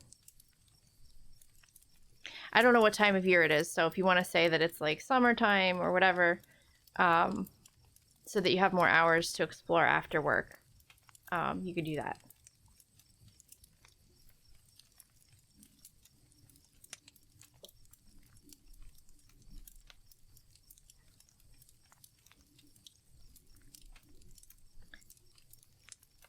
Where's the best salads in the area?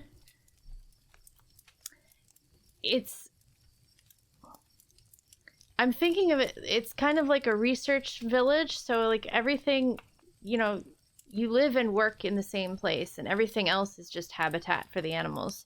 So the best salads would be like the cafeteria, because that's what's there.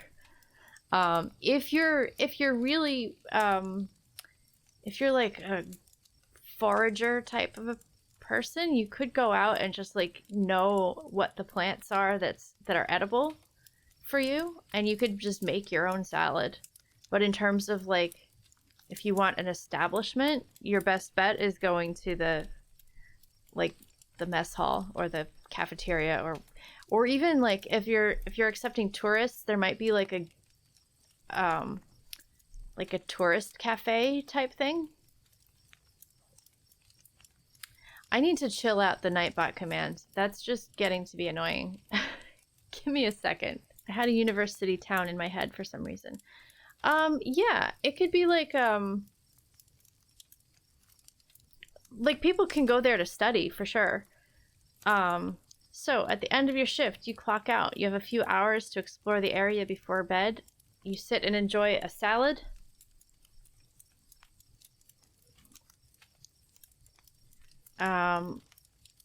Let's see. What kind of a salad do we want? We could put anything. Magic exists. You can have an ice cream salad if you want.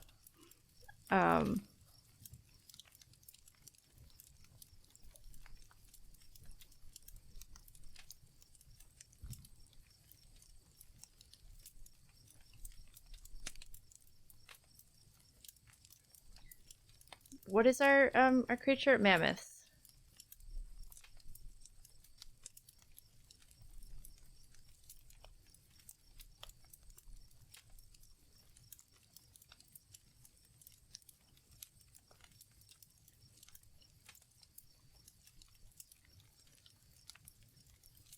Contentedly. I can't spell. Contentedly. Something to remind me of home. Okay, so Felheim, where you're from, is somewhat of a twilight realm. It is a place where you can see the aurora in the sky. It is kind of on the colder side. So people there like do tend to bundle up. And so because this island is farther north, it might actually remind you of home pretty well. You might look at the stars and just kind of think that, this is as close as we're gonna get to like finding your way back home.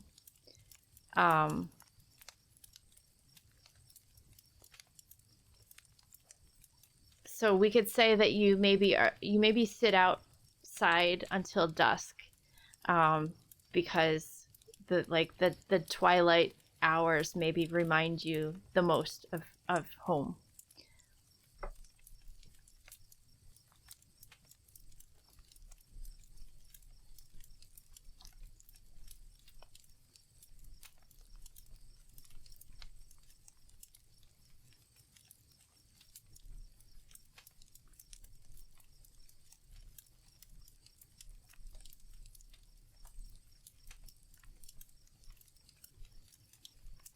All right.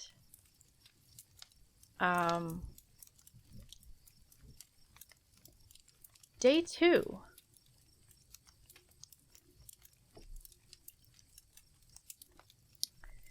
This might potentially be the week for all of the visitors to arrive, because you have another visitor to the island.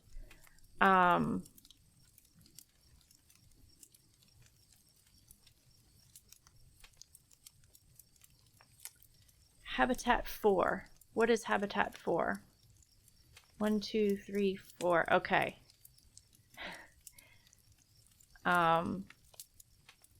Interesting.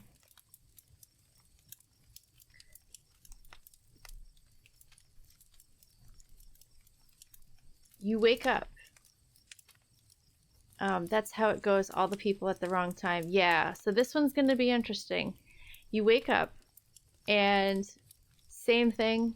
Unless you want to change your routine up a little bit, but I'm thinking you probably still want to get there on time or get there early.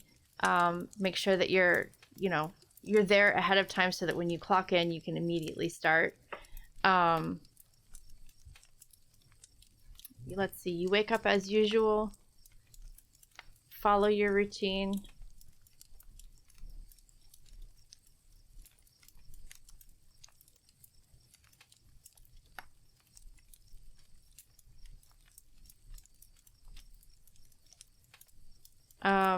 You head over to the habitat area, you clock in, you get started.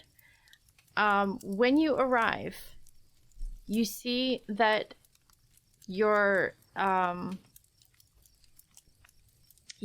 supervisor is entertaining a group of,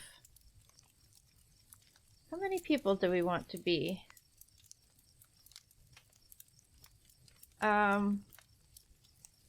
Wake up, grab a brush, and put a little makeup. Hide the scars to fade away the shake-up.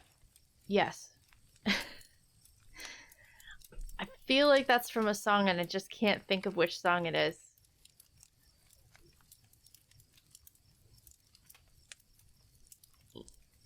I'm being super goofy today. That's fine. Like, I feel like I can hear that singer's voice in my head. I just don't know who it is. Anyway.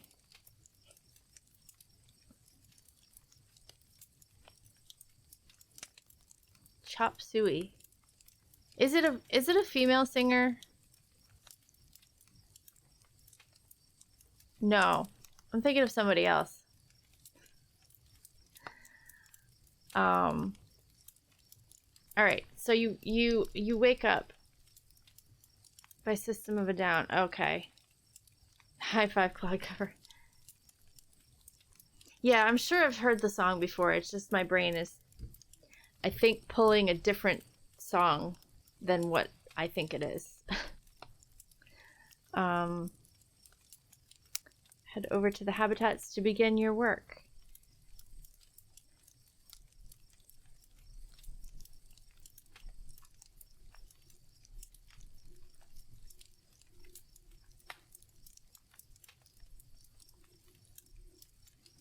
All right, so you know how there's that like unspoken language that's just sort of like, I want to say the singer is Armenian. Maybe. I don't know anything about System of a Down. Your supervisor looks over at you, and there's just this sort of like unspoken thing, like they're flustered. They don't know what to do right now. And they're just going to take the two people that are standing in front of them, and they're just going to say, oh, you should talk to Reginald about that. And they're just gonna like not quite throw you under the bus, but they're just gonna be like, here, you deal with this. This is your problem now.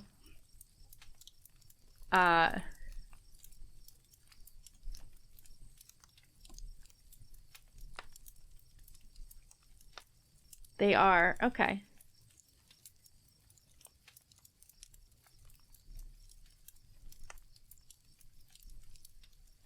I can spell.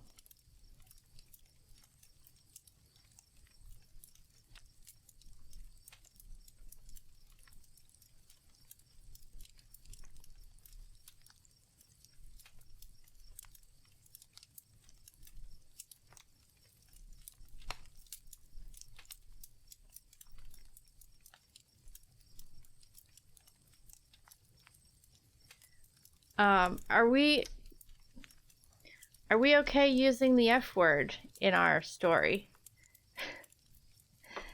I will just say freaking until we hear otherwise. But the supervisor is going to wander away, muttering things under their breath. I English gooder some days worse than most.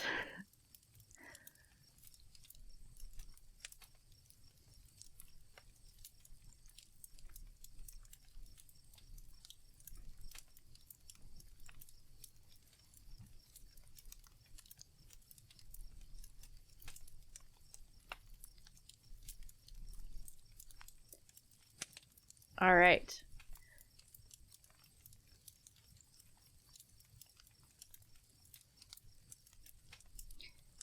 All right, so basically they hand these two people off to you. They say, this is your problem. And so I'm going to assume that you just greet them and you say, what can I help you with today?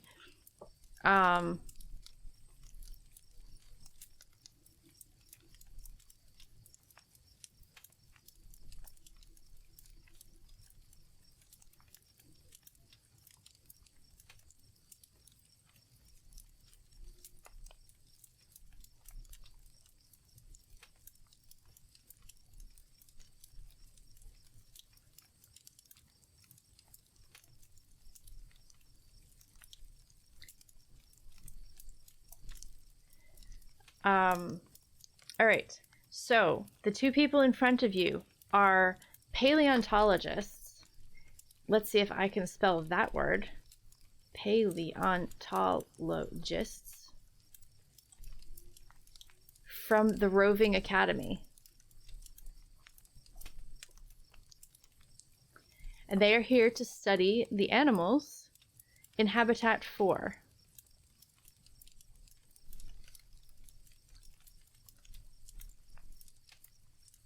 Which is the Tyrannosaurus.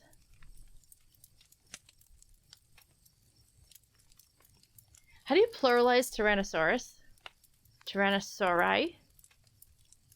Tyrannosauruses? Tyrannosauropods?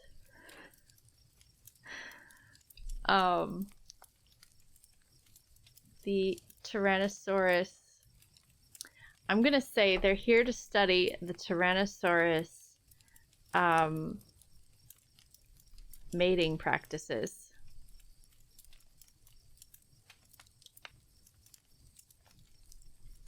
Rexes. Oh, they're going to have a bad day. Yes. The Tyrannosaurus Rex, is that genus and species? So Rex is the species? I've never been clear about that. I feel like we still need Ajo to come into this chat. They're going to have a bad day, yes.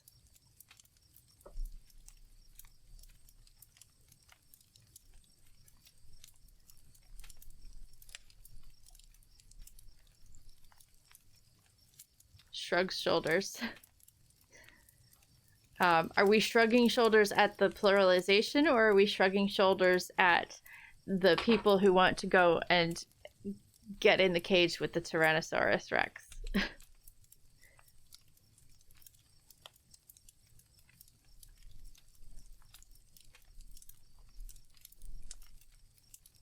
Okay, the pluralization.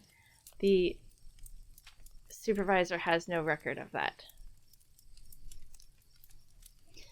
All right, so they tell you that their professor, who's the like one of the head honchos at Roving Academy, has arranged for them to come here. But when they've arrived and the supervisor has no idea that they're coming, doesn't know that this is a thing, it has not been prearranged, and it's just kind of a safety issue.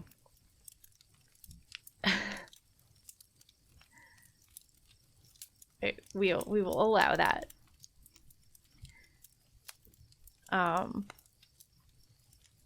Yeah, if you want to tell them that, if you can tell them, don't get in the way.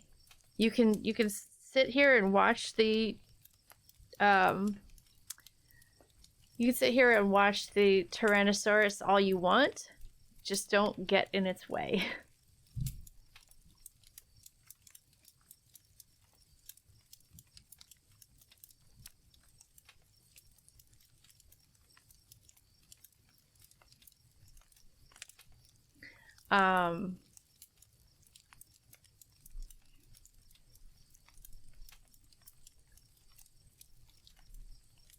I'm gonna take what's been said in chat and make it into something that's a little bit more of like customer service oriented. So you're gonna explain to them that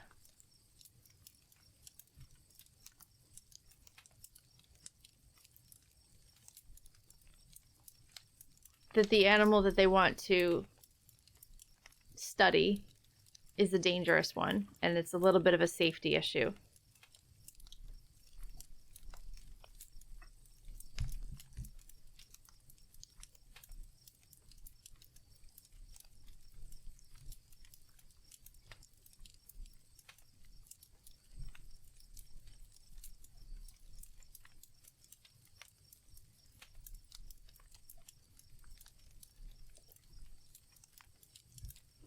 Boy, oh boy, do I hope they listen. All right, well, we're going to find out if they listen or not. Basically, I think for this role, we're going to do, like, how does the entire day go? Are you, we'll roll to see how it goes, and then we'll describe it. Okay. So I have a challenge rating for you. If somebody wants to roll a d20, or nope, don't roll yet. First of all, don't roll yet because we're on ads. We're doing charisma.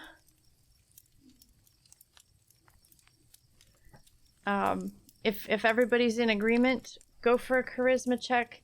This is not related to your favorite animal, so you don't get the animal bonus. But you will be able to add whatever number we said. You'll be able to add 3 to your roll. Okay. So, you rolled a 7. Did I write? Okay. So, you were trying to beat a 1 because that's what I rolled. So these people are terrified to be here. Maybe they don't even want to be here. Is this a Karen type person? Well, it was gonna be. Let's see. They were gonna be kind of a Karen type person, and I think maybe in other scenarios they are maybe a Karen type person, but they are so afraid of these Tyrannosaurus Rex creatures. Maybe they're used to studying them only from fossils, and so to see one living absolutely petrifies them. And so even though your charisma might have been a little bit low on this roll, it still goes beyond what their level is. So let's see.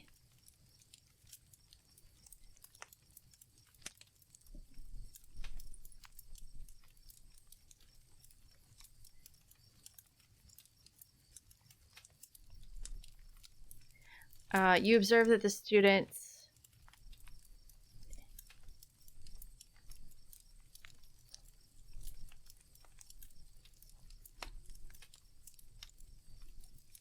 are Tyrannosaurus Rexes massive? I want to say massive, but that I might be just going by like what's in TV shows and stuff, and Jurassic Park and that sort of thing.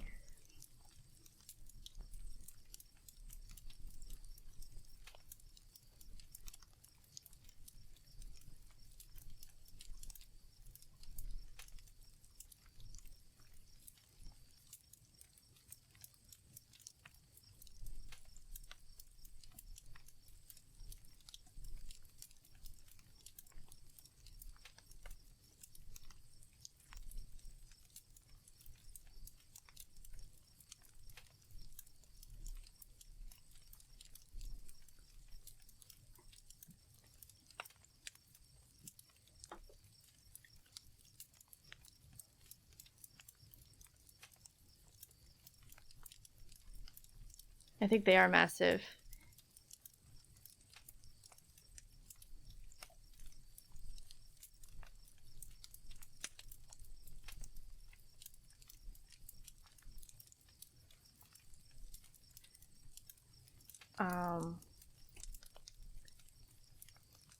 They get the name Terrible Lizard for a reason. Yeah, that's what I thought. But I know that like the velociraptors in Jurassic Park are not accurate. So I was curious if like maybe it was a case of the like sort of the mental image of Tyrannosaurus Rex getting completely rewritten by, you know, Hollywood. These people are completely intimidated and maybe aren't used to being out in the field very much.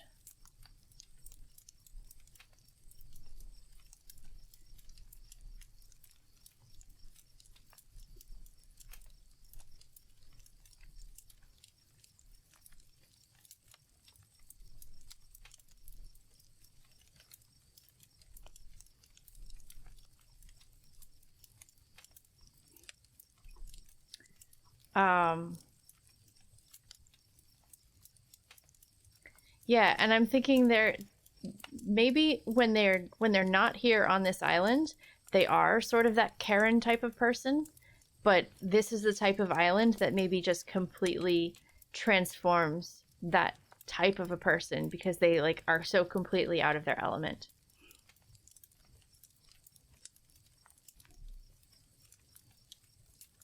All right.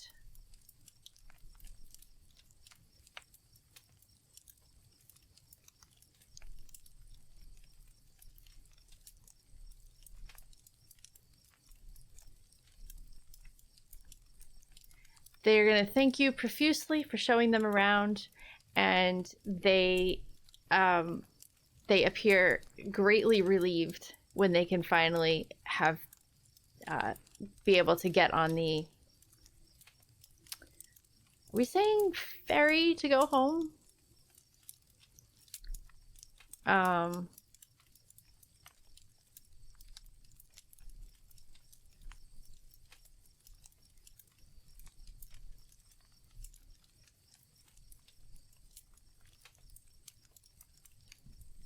Clever girl to the Karen.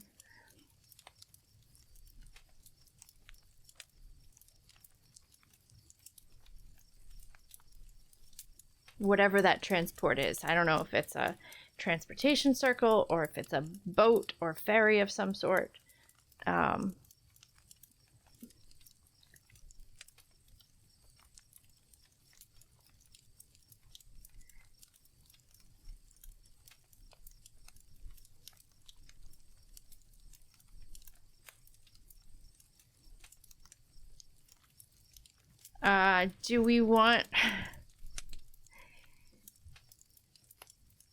Do we want to say, because you did have a bit of charisma, do we want to say that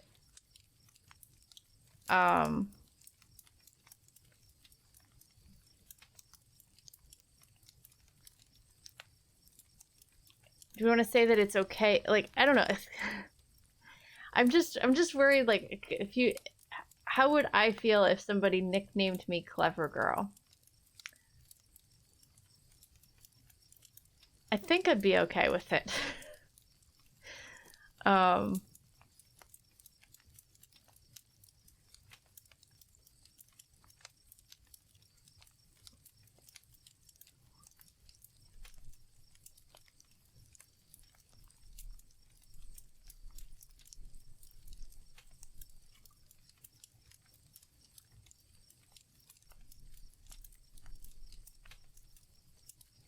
That is just from Jurassic Park, yeah.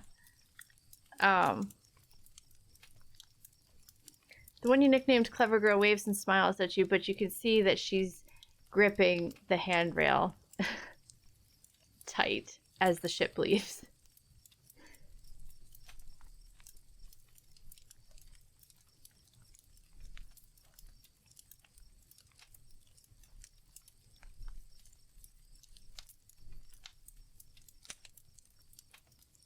If it's too much, please take it out. I think it's okay.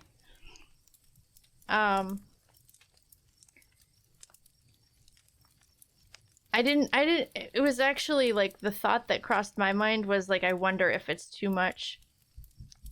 Like on the other end, like I didn't know if I was being too much. Because I don't want to, I still want to give player agency. Too demeaning, if that's the word I'm looking for. No, yeah, I don't think it's too demeaning. I understand if to our what the phrase clever girl means to us as viewers of this story is gonna could potentially have some demeaning aspect to it. But if you as a Harengon interacting with this professor, not professor, this student of paleontology, if you're interacting with her and you, in your mind, as the Harengon, call her clever girl, that's not going to mean the same thing to her as it would mean to us. And I get that we're the consumers of this story, so it is going to be a little bit, it is for us in a way. But I think it's fine. The short answer is I think it's fine. Are you okay? Like, do you want flirting in this story? Do you want to flirt with her, or do you want to be more of like a sarcastic clever girl kind of a situation? Which direction do you want to go with it? Because I don't want to put things into the story that chat is also not comfortable with. So just let me know. We all have our boundary lines that we don't cross. So tell me, how does she react? I think just based on what they rolled, what the students rolled, they don't want to be here at all. So whatever you tell them to do, or however you interact with them, they're going to be like, okay, we'll go along with it if it gets us off this island faster.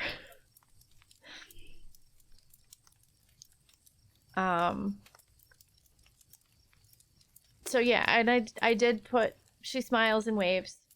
She's like, they're polite. They're not going to be rude to you. They're not going to be like completely turned off. They're more, I think, more turned off by being out in the field. Maybe their preference is to sit in a library and study the animals without actually seeing them up close.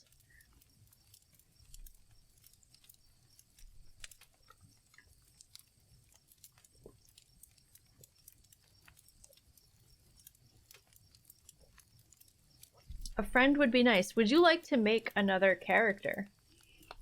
We can have a friend keeper, someone else who works with us, or we could have just somebody who we know from wherever we were before this come and visit us if we want to have a friend. But I'm totally fine doing another character if we want to have multiples. Because if we add additional characters, then we get more events per day to deal with it.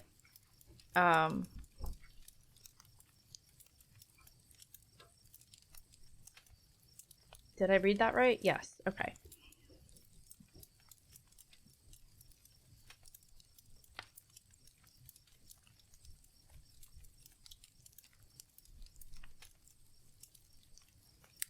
I was just reacting, and I think I am adding too much to this particular situation you as the GM are creating. It's not real, like, I'm the GM in the sense that I'm writing things down and I'm running the stream, but this is kind of a GM-less game. Like, the game is the GM in a sense, because all of the stuff that we need is right here on this paper. So yes, I'm sort of fleshing it out a little bit because I know what world we're living in. But I wouldn't necessarily consider myself the GM. I think we're all creating this together. So if you would like to add things, please add things.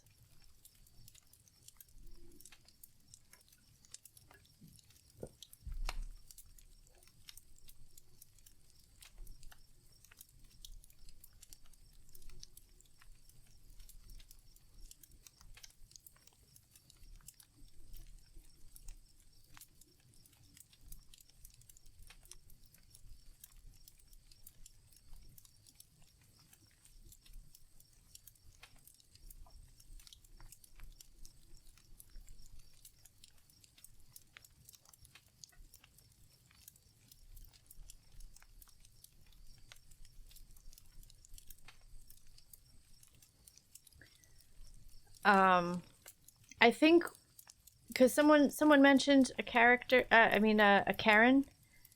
And I think where I'm gonna go with that is that they were being sort of Karens to your supervisor, and your supervisor just could not deal with it. And then when they handed the people off to you, complete 180. And so I think maybe you did get along pretty well with them.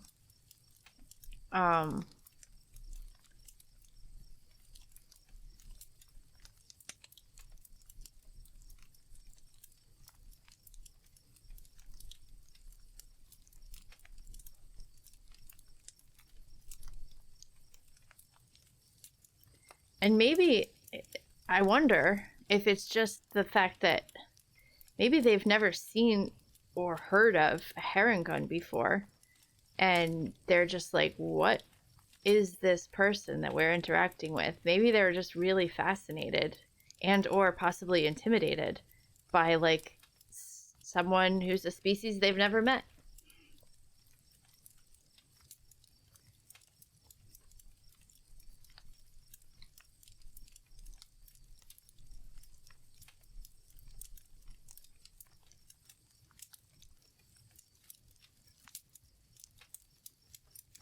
And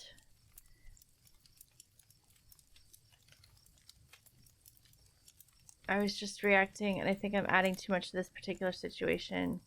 I read that already. Okay, and I responded. So what are we thinking? Do we want to have a work buddy? Do we want to have a partner comes to visit us? Maybe this is like a temporary job in order to accomplish something that we're going for career-wise. And we've maybe left our partner behind and they come to visit. That'll be sort of world building. So that's going to be independent of the action of what's happening in this day in the life type of situation. As the day comes to a close, your supervisor comes to you and tells you they are amazed at the way you transformed the demeanor of those students. They were being somewhat entitled and overbearing with your supervisor, but had a complete 180 when interacting with you.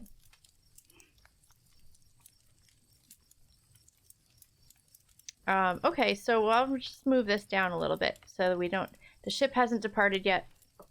We'll just move it.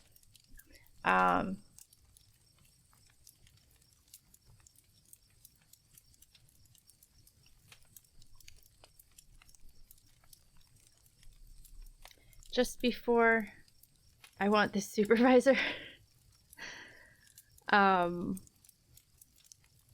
Just before. All right, so here's a question. The paleontologists who are from the Roving Academy, what species are they? The Roving Academy is an extraplanar academy. It is both a plane of existence and an academy.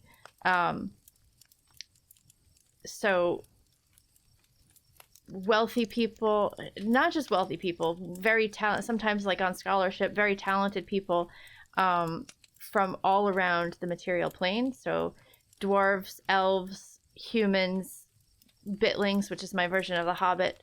All of these different types of creatures are able to attend the Roving Academy. So you kind of have your pick there. There are not, to my knowledge, there are not animal folk, except for like the reptilian mander type folk and kobolds. Did I? Here, I'll show you where everything is. I'll show you who lives where. I'll put it on screen. Because I had it up before, but I accidentally closed it. So let's look at.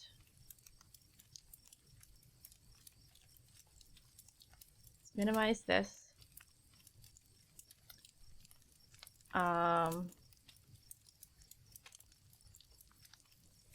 Here's my map. It's made in paintbrush until I can get a better one made. Down here we have the Mariners' Commonwealth. It's made up of former pirates of all different races and species. Our island of like Jurassic Park type island is somewhere here. It's in the far north of the Commonwealth, but it's got easy connection to the dragons, manders, and kobolds because the Mander Queen is the one that's like establishing this. She's a philanthropic queen. She wants to preserve the prehistoric creatures, so she has established this in conjunction with the Mariners' Commonwealth. So you have dragons, manders, and kobolds from here.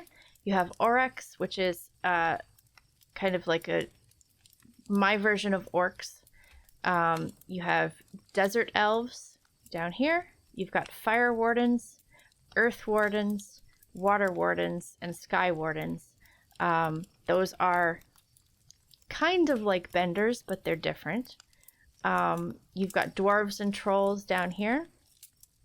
You've got Gath and giants, which are related to each other. So giant type creatures. You've got rock gnomes, gem gnomes, water wardens. I said water wardens. Bitlings down here, which is like a hobbit type creature. The Faron elves and the humans coexist together, and the sand gnomes live on the coast there. You also have deep water marine, shallow water marine, which are water elves, and then the Moonlone, which are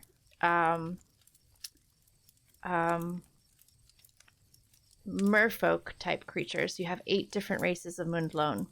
So those are the types of creatures. Oh, and ogres up here. I missed them. Those are the types of creatures that exist on the material plane.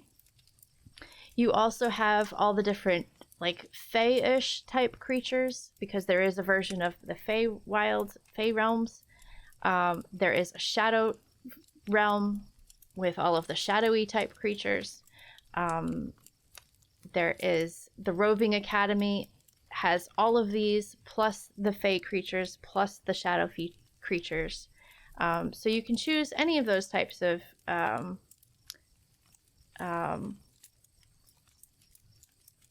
species, and that word just did not come to my brain. You choose any of those types of species, and then there's also, which I didn't put on here, you've got some nomadic types of creatures. that originally came from the Shadow Realms and or came from the Fey Realms, but they live on the material plane now. They are kind of my equivalent of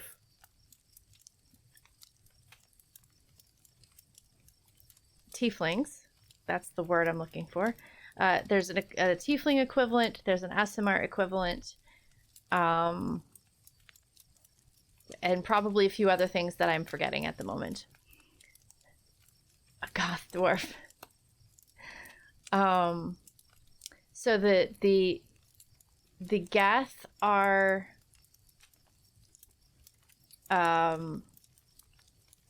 what's the D&D equivalent? Goliaths. They're like Goliaths. They're very socially connected to the giants in the north. But again, I haven't developed them significantly, so if there's anything we want to change, we can change it. I told you I'm being stupid silly today. Just be yourself. Be whatever you want to be. I'm fine with it.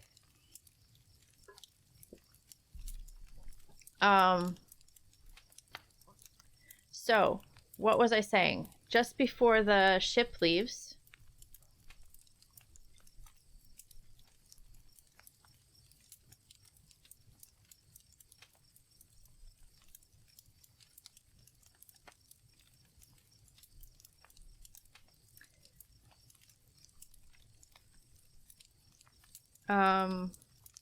how is life down the river? That's what we were going to ask.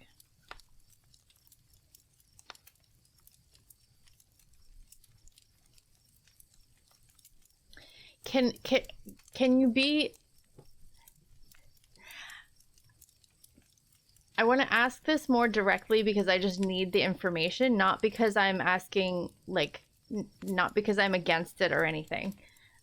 What is your intention by asking this person, like, more about her life? Just so that I can figure out how to write it. And here's the... Oh, did I lose it? Oh, no, okay.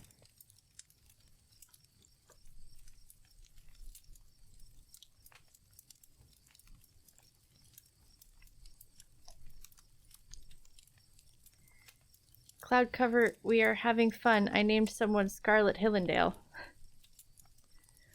Yes. Is that... Oh, that was from the last game that we played. I was like, which game was that? Yeah, okay.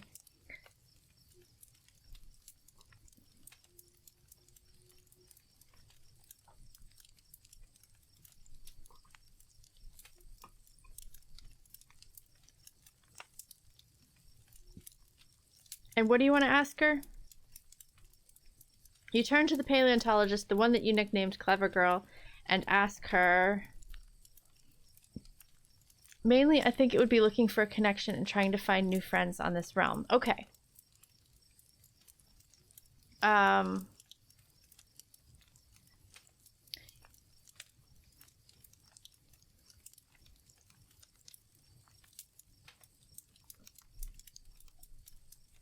Let's say this, not just before, it's as you're waiting.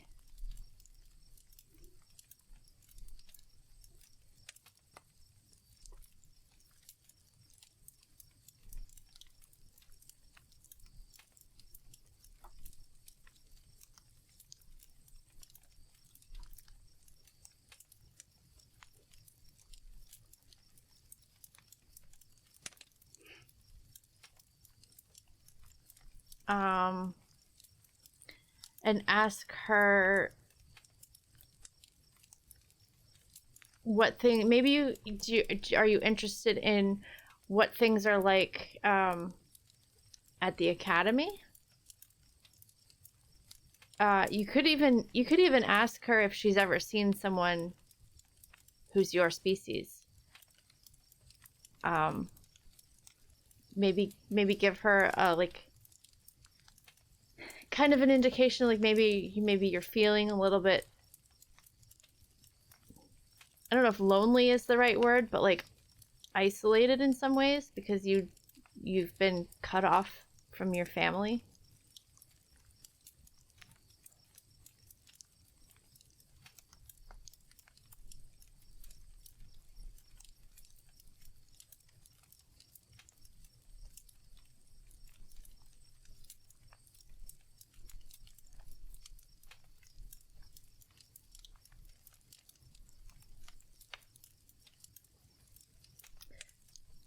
Maybe one of the questions she asked about the terrible lizards showed that she's curious but scared and you want to explore that. Okay.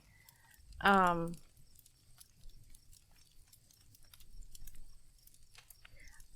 haven't named the rabbit folk yet, so I'm just going to put them in square brackets and come back and change it later.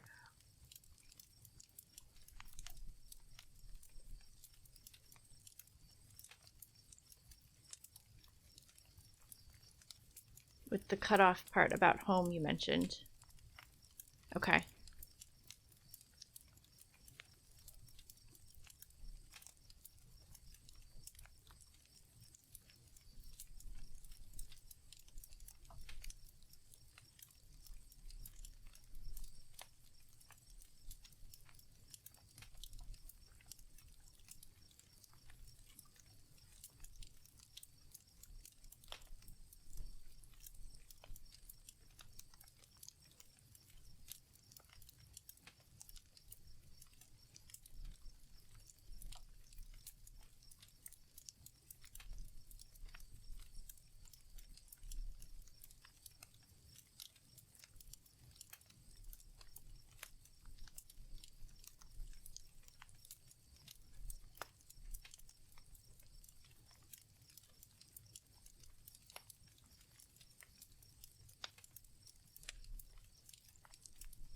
I think they're not really lizards, right?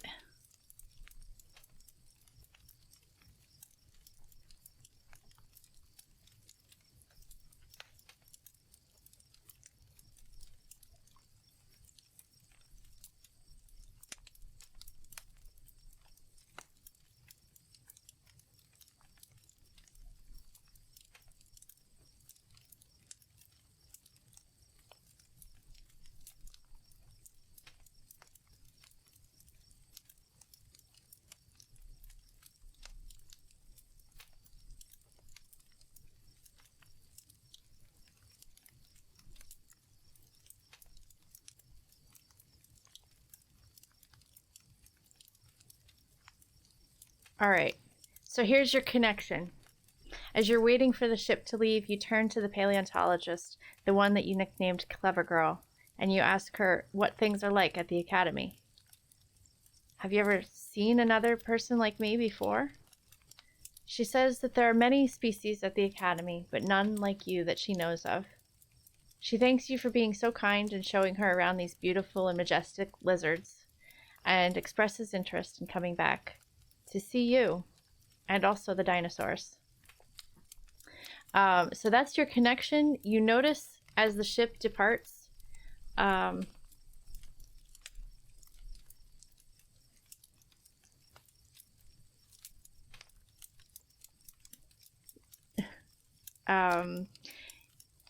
notice as the ship departs that her companion is still very nervous and is like gripping the handrail, and Clever Girl looks a little bit more relaxed as she waves goodbye.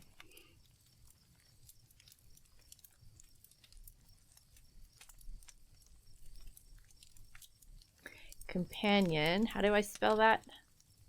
Companion.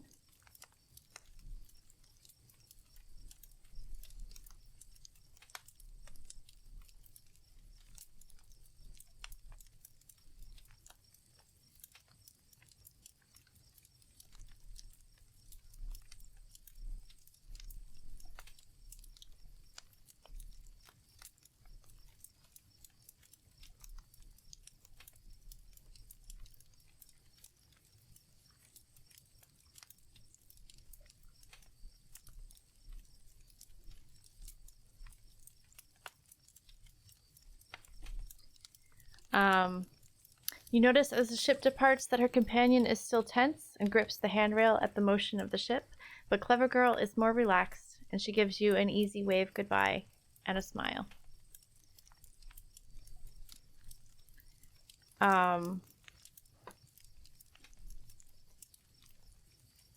You head off to clock out.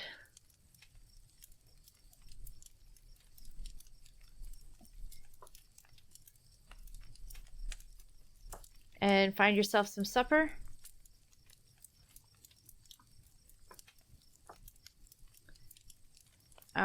Be right back. No worries. I'll just keep typing.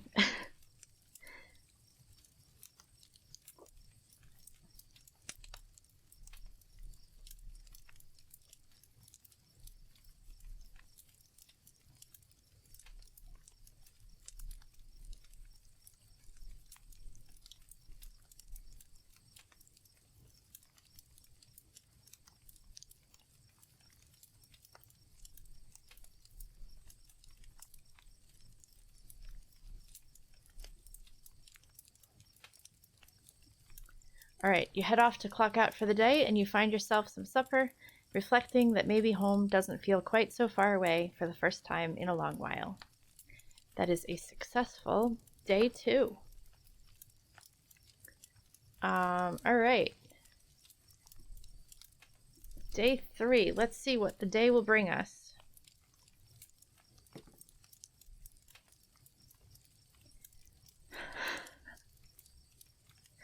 We have yet another visiting person. Oh, let's see.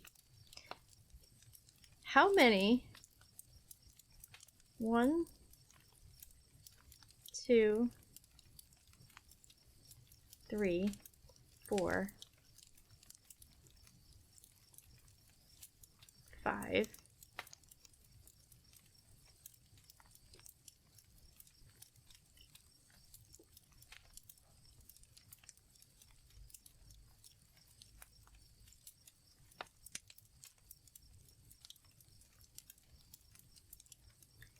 6, 7. Okay. 7 out of 20 options have people visiting the island that you have to deal with. You've got 3 of them in your first 3 days on the job. Do we want to re-roll that? I'm okay with it. You're just gonna be like, maybe you've done so well that now your supervisor is like, any visitors, pass them off to Reginald. They're doing great.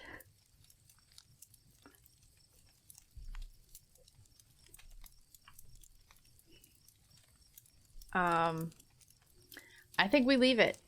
I think we'll just keep rolling all of the visitors.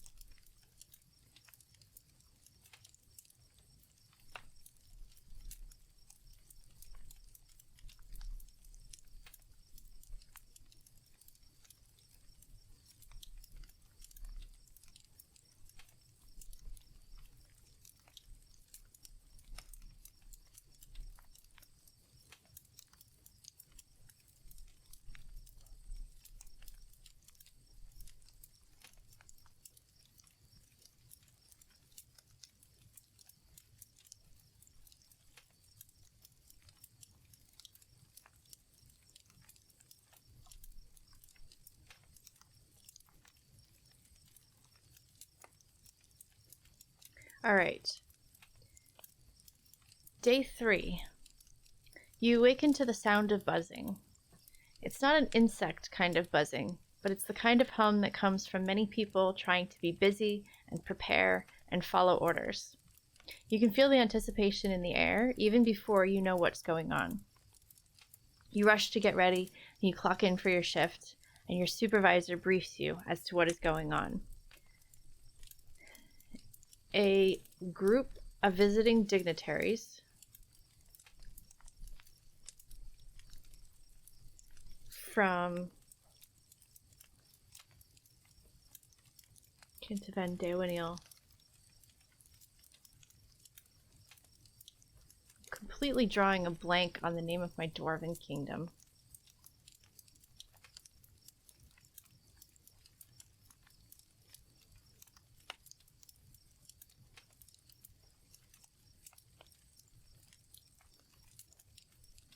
Telluria.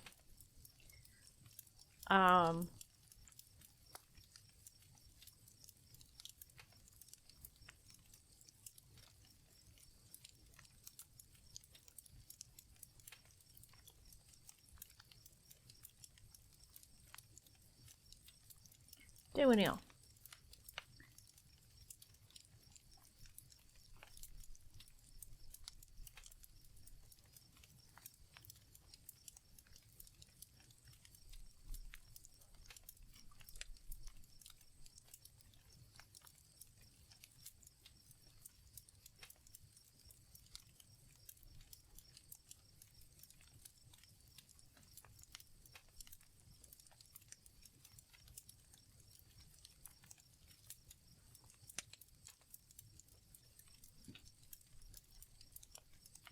All right.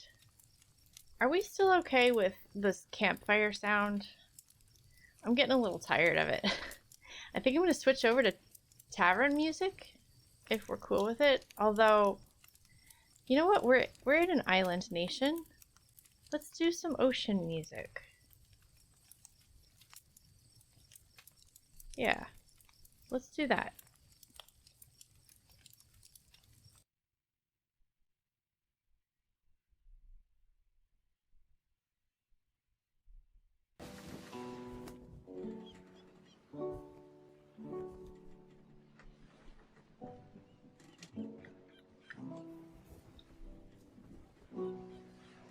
All right.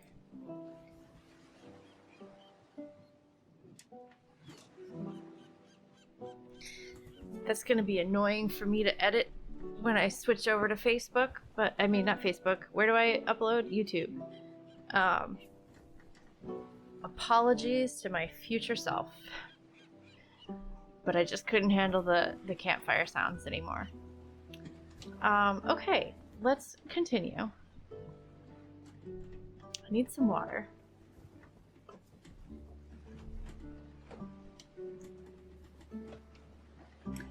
All right, day 3. A group of visiting dignitaries from Dewanil have arrived.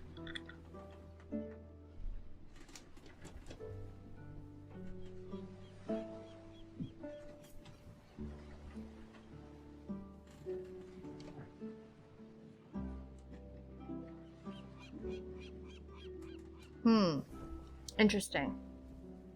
Maybe it shouldn't be Dewanil.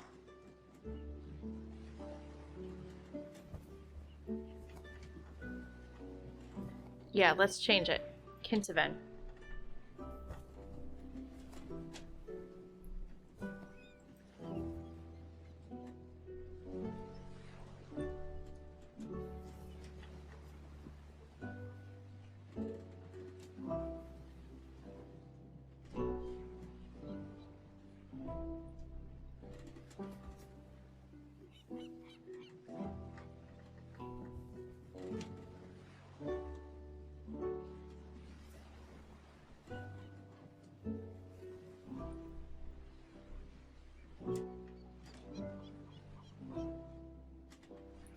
I don't know, chat. Do you want princes or princesses? Because that's going to determine which country they're from.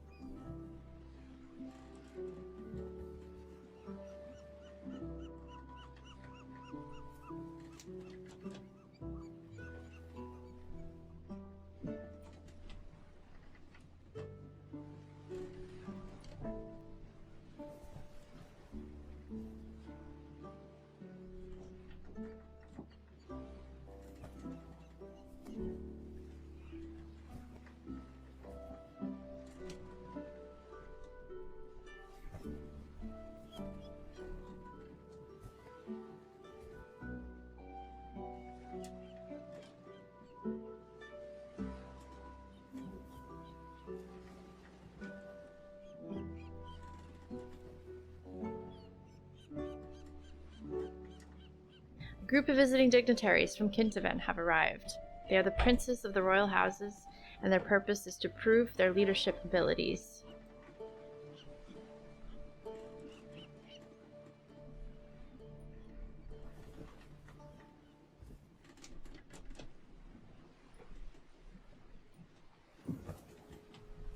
In order to prove their worth as a potential future king. They see this as a somewhat humanitarian effort, helping to preserve history. Is it too loud? They see this as a somewhat humanitarian effort, helping to preserve history and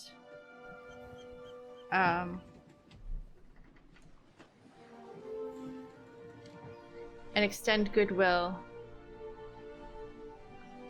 to other nations.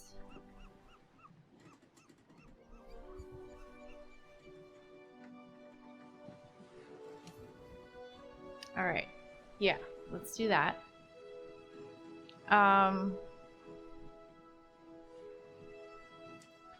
So I'm gonna roll to set a challenge rating. Interesting. And I have a feeling that the best thing for this, could be lore. You could use your lore to help the princes understand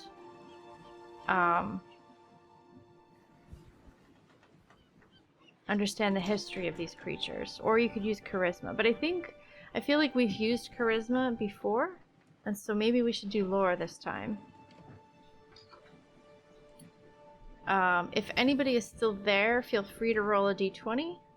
Otherwise, I will roll one, and I will put it into the story.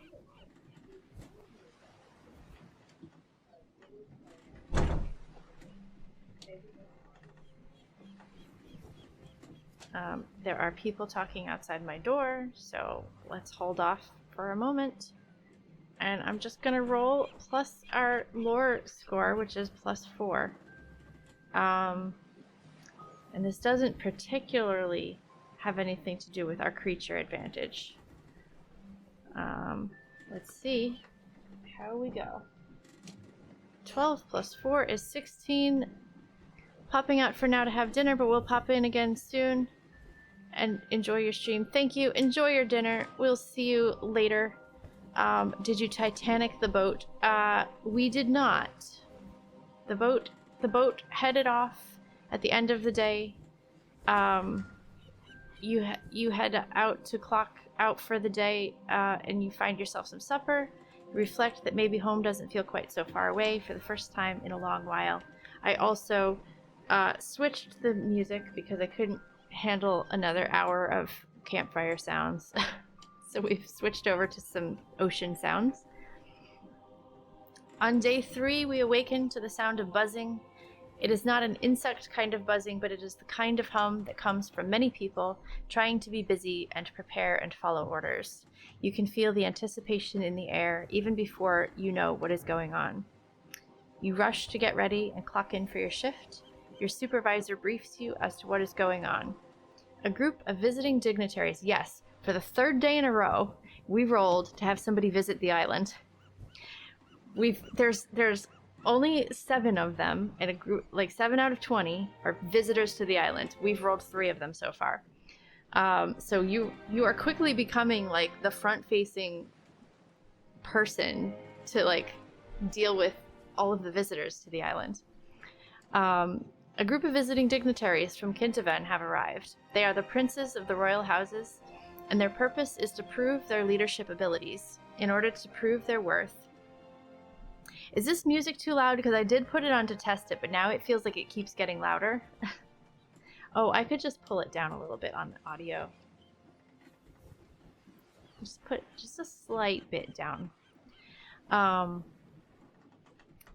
They're there to prove their worth as a potential future king. The way that the kings in Kintaven work, the way that the kingship works, is that the king is chosen by the queen of the elves.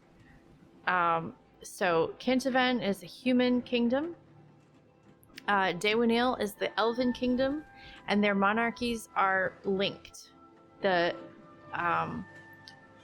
queen chooses the king of Kintaven, and the king of Kintaven chooses the queen's heir, who will rule after her. So there is kind of a complicated structure that they have going on. And so because of that, the princes of the royal houses, their purpose, like, they exist to try and be chosen as the next king. So they're trying to do all sorts of humanitarian things. They're trying to show their leadership skills. They're trying to be charismatic and have just a good overall personality, because they are trying to be popular and gain approval from the Dawanil queen. So they see this as a humanitarian effort. They hope to preserve history. They hope to extend goodwill to other nations in the world. And I believe, since you did so well before, your supervisor is going to be like, you can handle this. I saw what you did yesterday. I saw what you did with the day before. You can handle this one too.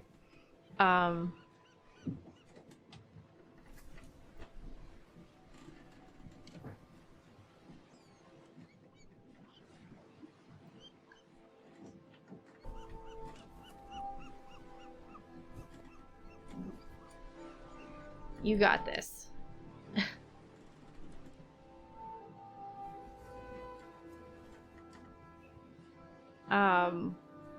There are, the princes all have their, like, attendants with them. They have their whole retinue.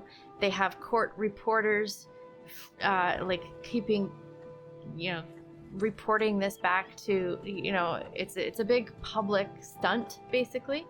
And so you've got like media outlets. You've got like all these different people who are here, and it's your job to conduct a tour on the island, to bring them around and show them everything that they need to see for the purpose of their visit.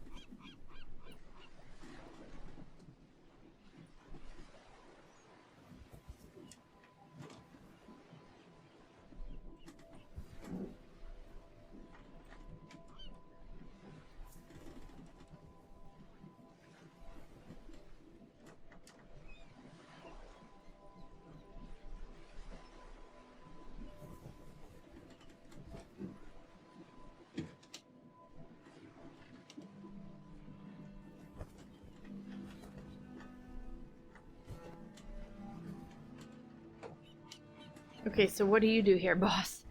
Yeah, I mean, so far, you have rolled significantly above the challenge rating, which makes me wonder if I'm doing something wrong in figuring out what the challenge rating is supposed to be. But I think I'm just following the instructions, so I think I'm okay. But you've rolled another success.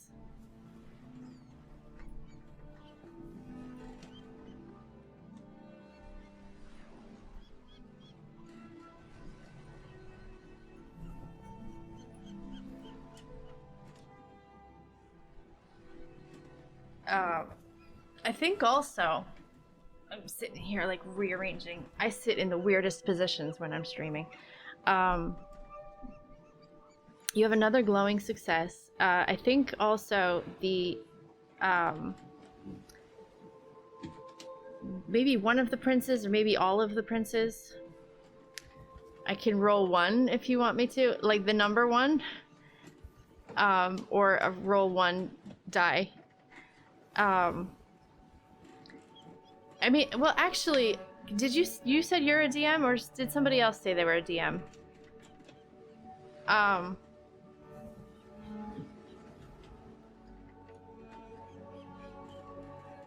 So let me just see if I'm reading this wrong. At the start of each day, we roll a d20 for the events, and that's a you DM 2 games right now. Okay, so it says you roll the d20, which we do every day for the events, and it's a roll chart, so it's just a 1 to 20. Like these are the 20 things that could happen. When dealing with creatures, patrons, or NPCs, which is like every event, you roll a d20 to get a challenge rating. It doesn't say that you add anything to it. That's just your challenge rating. Yeah, I think I'm doing this correctly. It's just that every single time I guess I've just rolled low, so your challenge rating is low.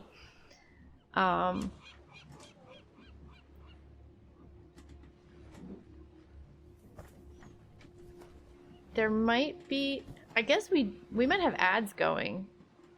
I don't know what Twitch is doing. Anyway, you've got another glowing success. It was an extremely successful day. I'm just gonna move my foot again. I'm gonna say that you're the princes. Do we say all of the princes or one significant prince? One of them. Make up your own modifiers. Yeah, I'm thinking maybe that does need to have. There should be some modifiers, maybe. I don't know.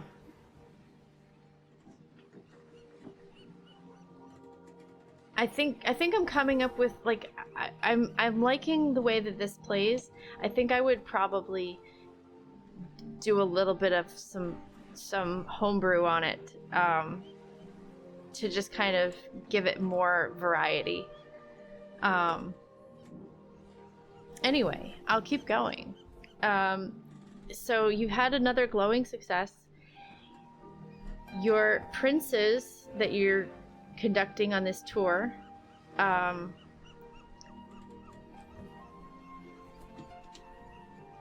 the princes not only are excited to like be on this tour,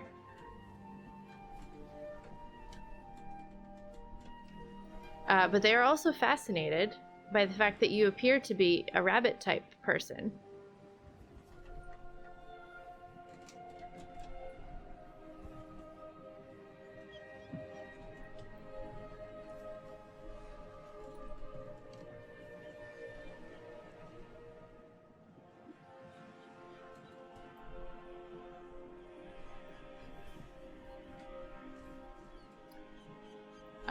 Okay, chat. The princes are asking what part of the world you come from. Do you tell them? Alright, the princes. They ask what part of the world you come from. Do you tell them that you're from another plane of existence? Or do you know that you're... Like, do you know where you are? I'm assuming you do. But, I don't know how much you want to tell them about that.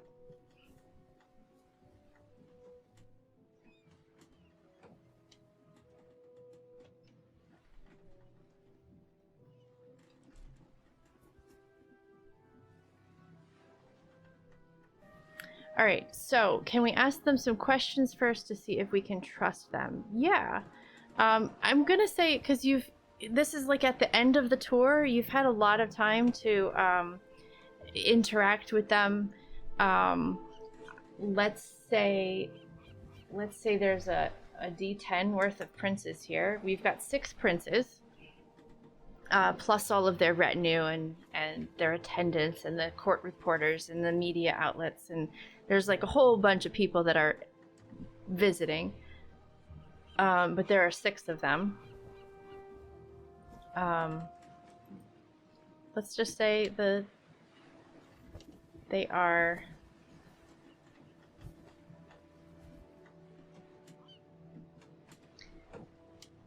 six princes of the royal houses.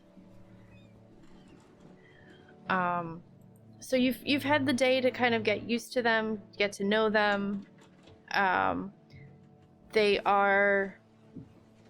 I would say there's probably one or two that maybe are not quite...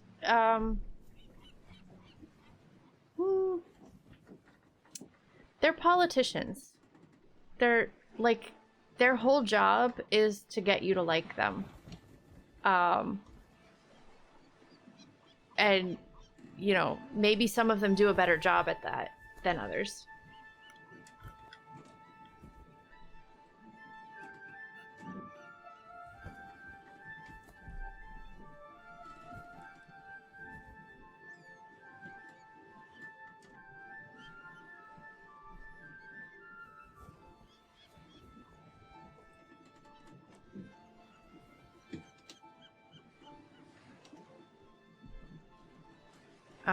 I'm gonna say, like, with your...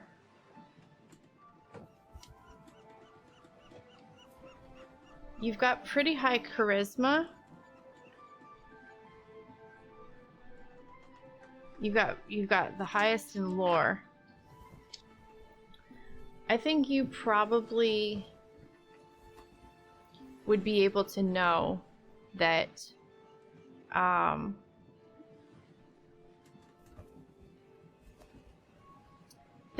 there's probably one or two that are genuinely, if they become king, they would be an ally to this community. They would reach out to help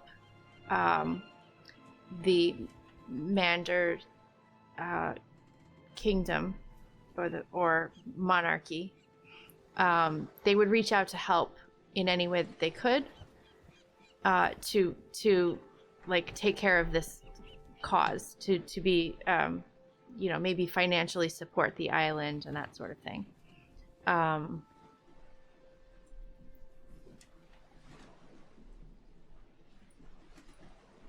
There are a few of them that are definitely just there because they want the appearance. They want to become king.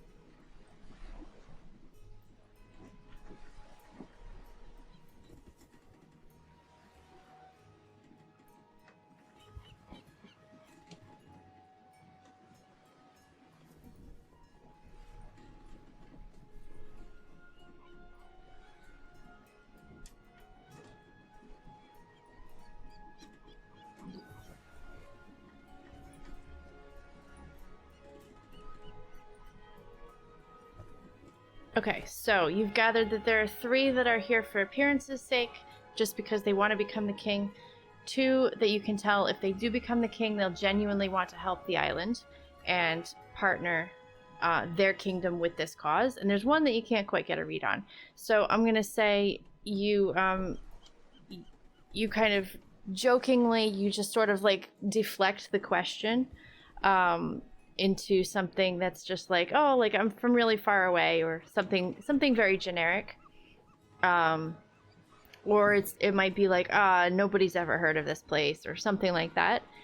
And then you can tell the other 2 privately if you feel like you trust them more.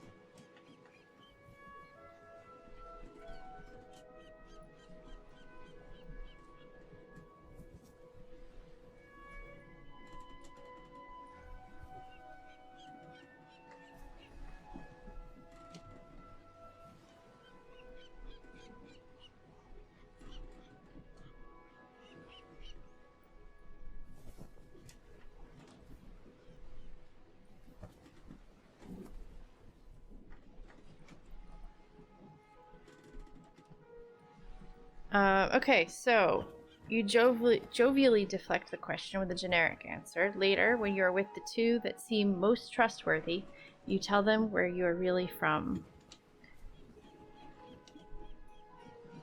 I'm from a town. I'm from a small town. Are you thinking, are you a small town person, or are you a city, country, a city person, or a country out? What is the question that I'm asking? Urban, suburban, or rural? Where would you like to be from originally? I was thinking a small town, but if you want to be from somewhere else, I'm fine with that.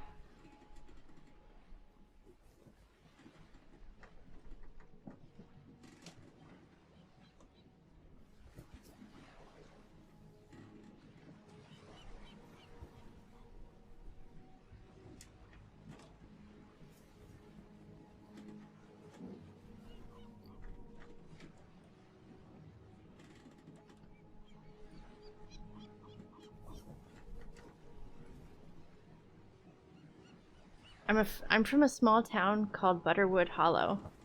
It's in Fellheim. At the mention of Fellheim,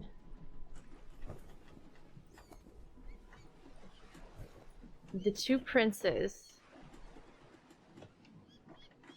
look at you in amazement.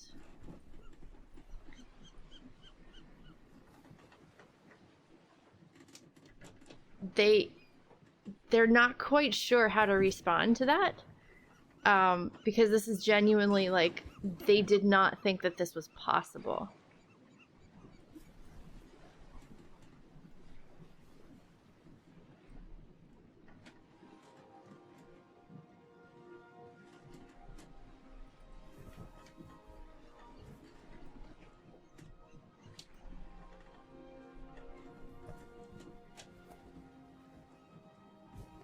And then they say something that's very interesting to you. They tell you that they have been to Fellheim. Let's say just one of them. The other one is just amazed that it's almost like for him it's like fairy tale, like a fairy tale has come to life. It's like saying that, you know, you're just going about your daily business and suddenly someone says that like they came here from Tatooine or something. You're just like, what? You're joking.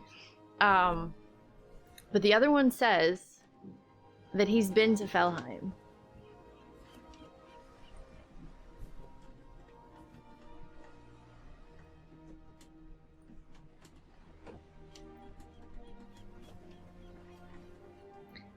And when he says this, the other prince does not react in surprise, which tells you that like maybe this is a common thing that this other prince. Should we come up with names for them? I feel like they're becoming bigger characters.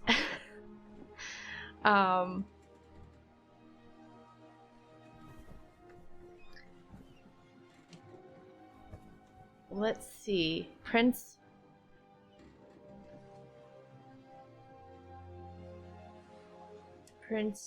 Jacob. Prince George. Prince George. I don't actually know what the naming convention is for these, but they're humans, so I don't know.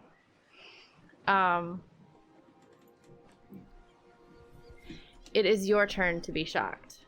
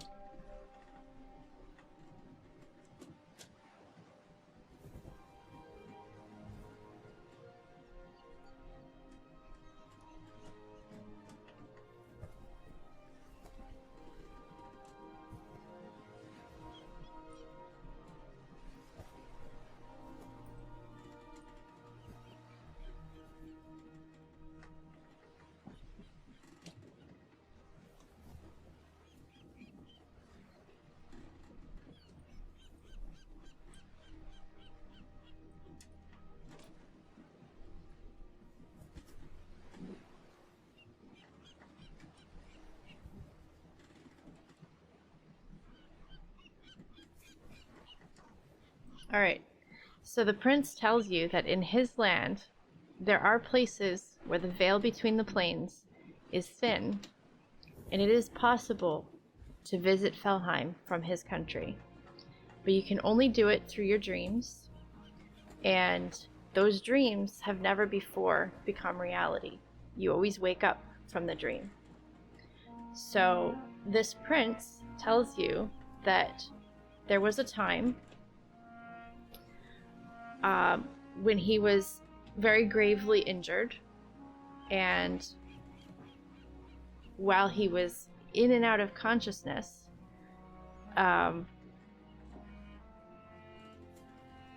he happened to be in a place where the veil was thin, and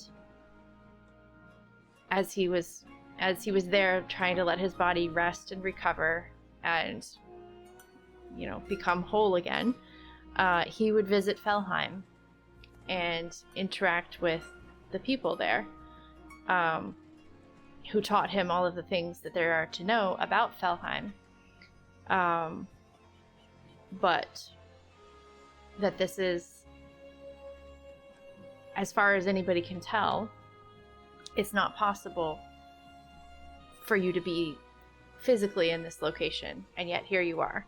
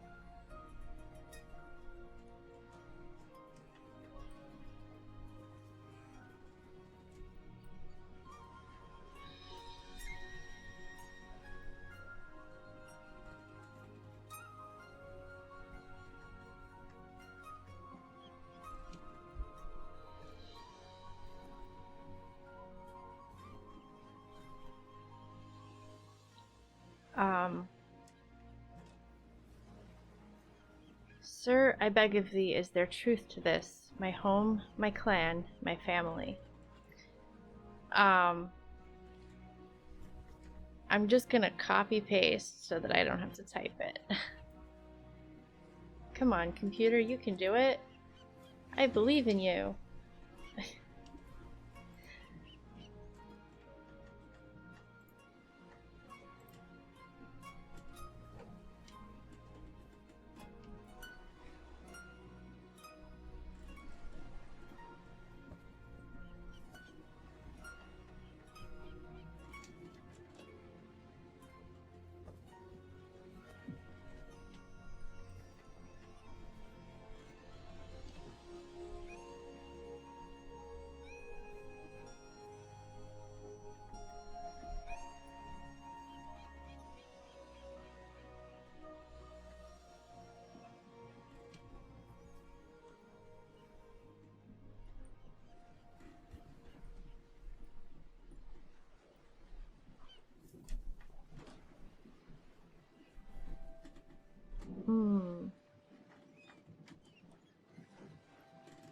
So he says to you that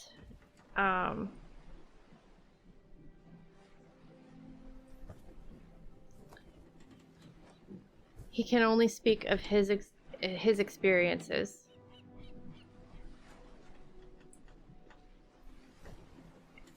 And what he was told,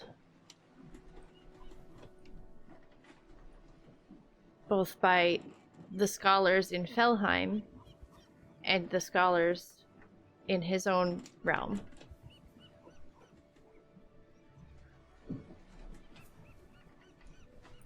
Families.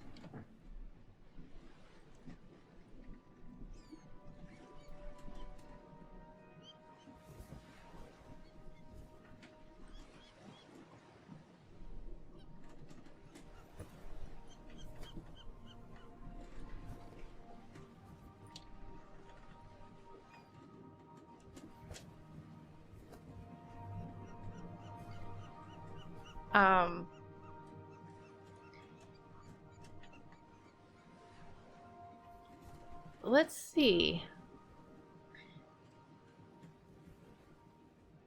Should we make this a... No, I don't know if we should roll for this, because it's not really part of the system. Now we're just sort of role-playing. I think he's gonna just invite you.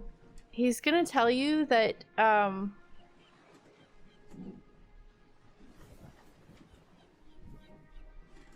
even if he doesn't become king, you have a place.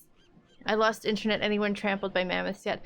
Sadly, there are very few mammoths in this story, despite them being our favorite animals. Just a chance, my good prince, is all that I can ask of thee. Okay. He tells you,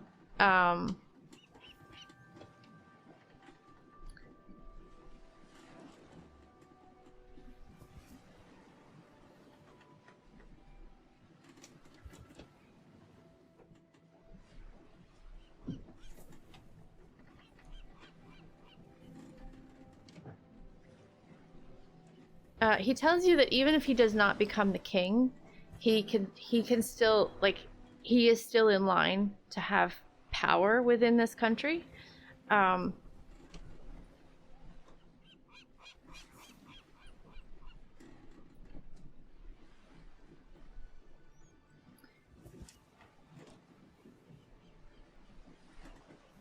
He may not be able to help you get home, but he may be the next step for you, if you're genuinely trying to get back to your family. He would be happy to help you in any way that he can.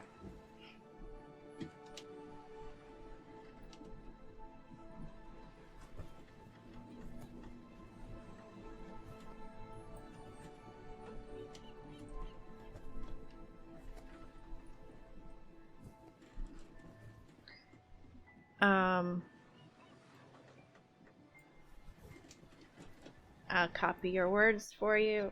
Just a chance, my good prince, is all that I can ask of thee.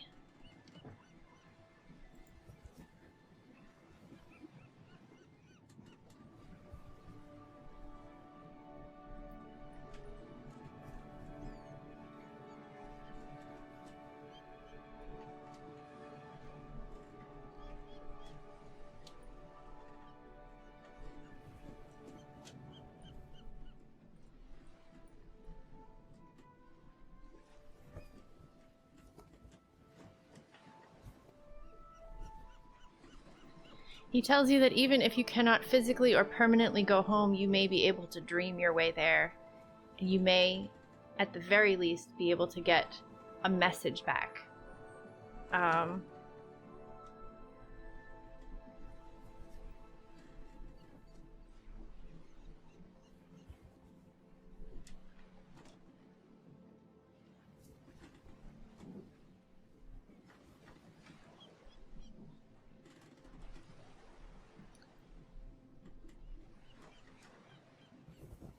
He's going to extend an invitation to you. He invites you to come and visit him. Do I have a map of this place? Let's find out.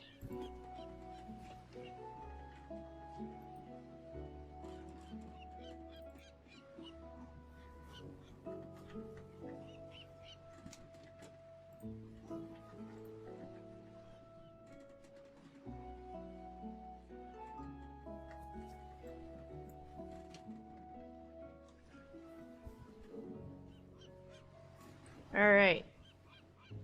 This is the continent where the elves and humans live. Everything is relatively split. The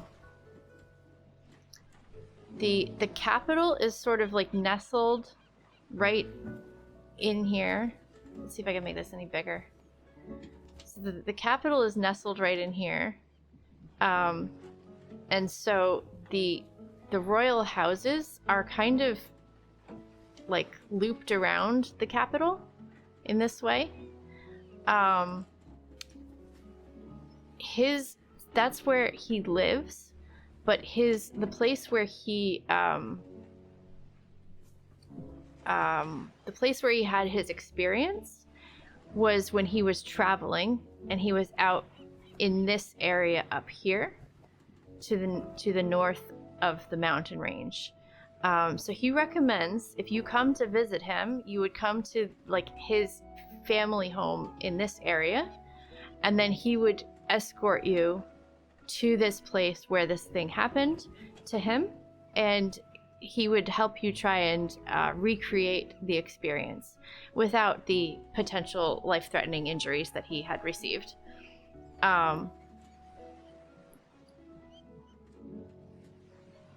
So he's gonna invite you to that. You can come and experience it. Try to, anyway.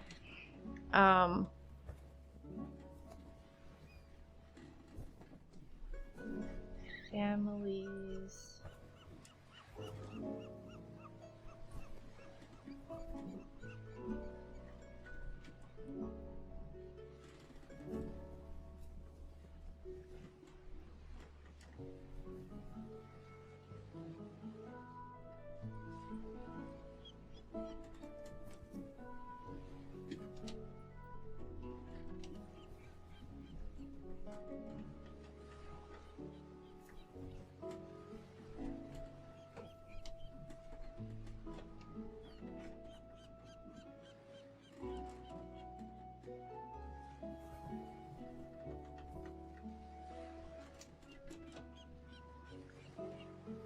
Stream is glitching out again. I shall say fare thee well. Enjoy the rest of your evening. Good night, Jeff. I appreciate you being here. Sorry you're having stream issues. But we'll see you next time. Let me copy and paste this into the document.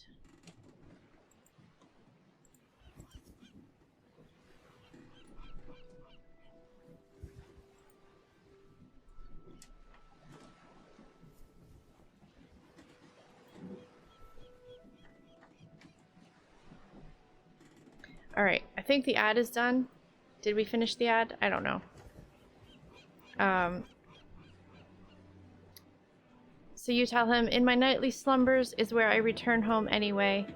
So to even have a chance, it is what my heart desires.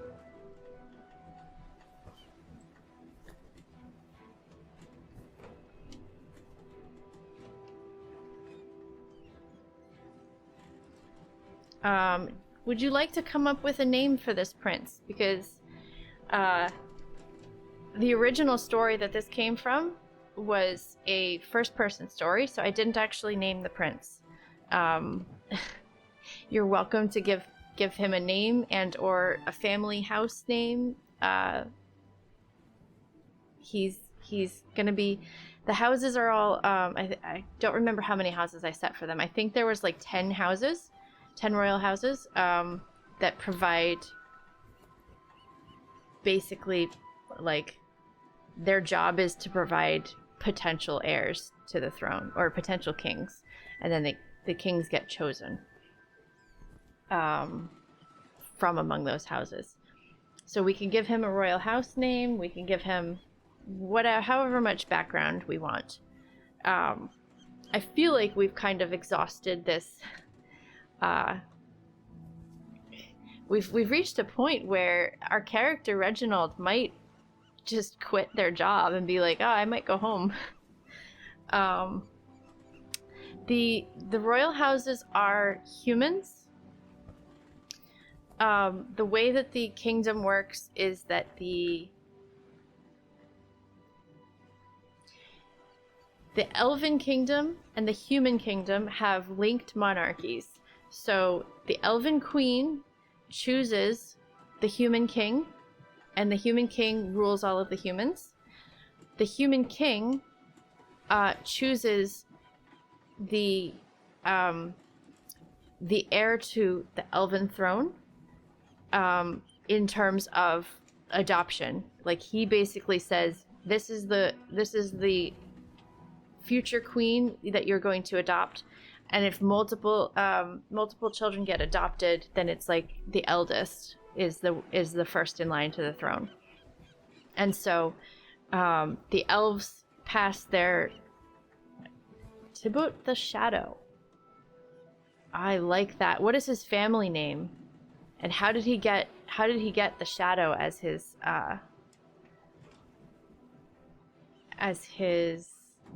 moniker? The queen, the role of queen passes through the matrilineal line, but not genetic matrilineal, it's adoptive matrilineal. So it's whoever they formally adopt is the one that becomes the queen after the old queen dies. And then they are linked through marriage. However, because the elves have a longer lifespan than the humans, the queen might marry several times. So there might be multiple kings that she chooses. And so each generation, they might still be trying to attract the attention of that same queen.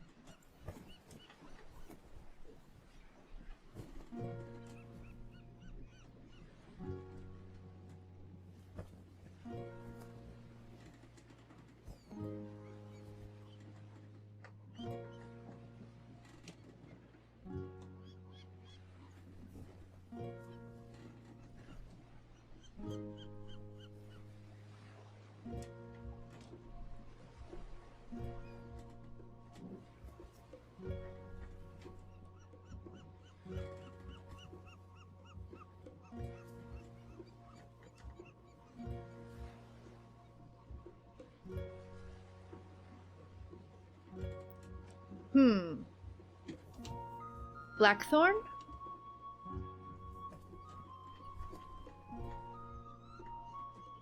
House Blackthorn is the family, maybe? If you want to do something else, that's fine too.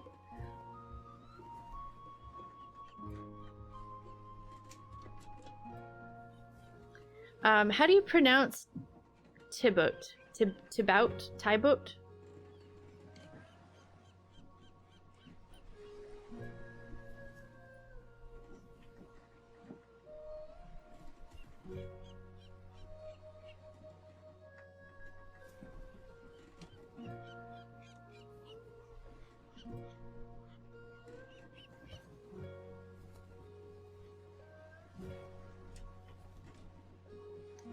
Tybout. Okay.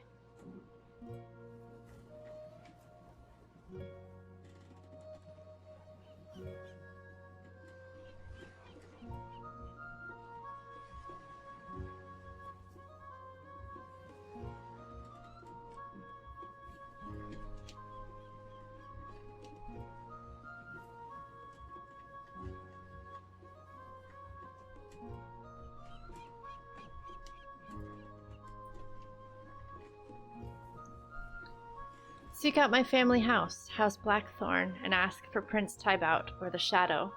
They will welcome you, and I will take you to a place where the veil is thin. How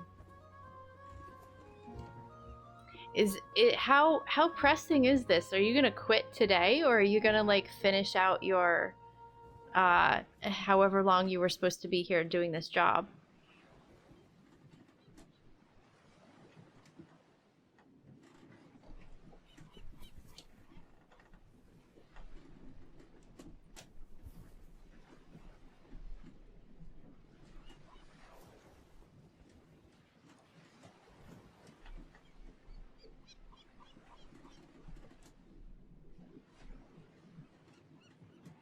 I will talk to my manager and tell him everything. That makes sense. I'm going to say that this probably, given how remote of an island. Oh, losing my voice all of a sudden. Given how remote of an island this is, I think people probably do rotations here. So you might have been like only planning to be here for 6 months or something anyway. So if you were to, finish out your rotation and then go on to this next thing, you could do that. Or you could, if this is really pressing for you and you really just want to get home, you could do that. You could talk to the manager and find out, like, hey, can I get out of my responsibilities early?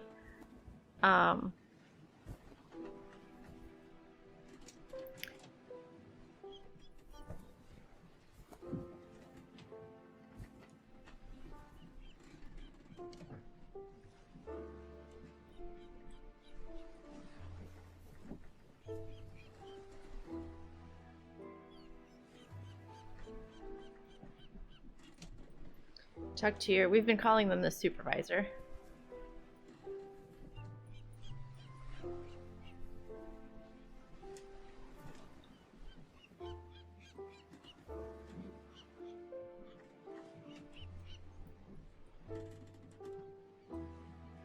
True. As the day continues, you eagerly look for an opportunity to talk to your supervisor about everything that has happened. Finally, after the last of the retinue has departed,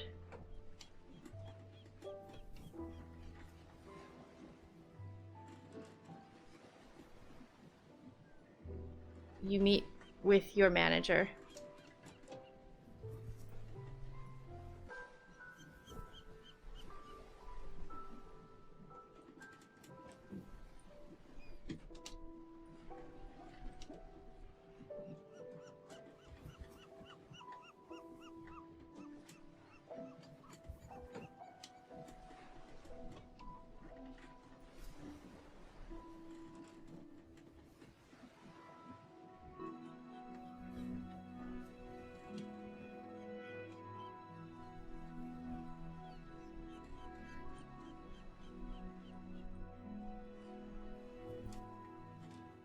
Okay, so you plan to continue your rotation here on the island, and when you leave, you know where you're headed next.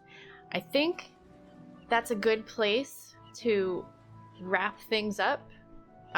We've learned a lot about you on your first 3 days on this job. I think your supervisor has learned a lot about you. It seems like you're very good with people. And I think probably, since your supervisor knows that you may be looking for a little extra money to fund your trip over to the next your next destination,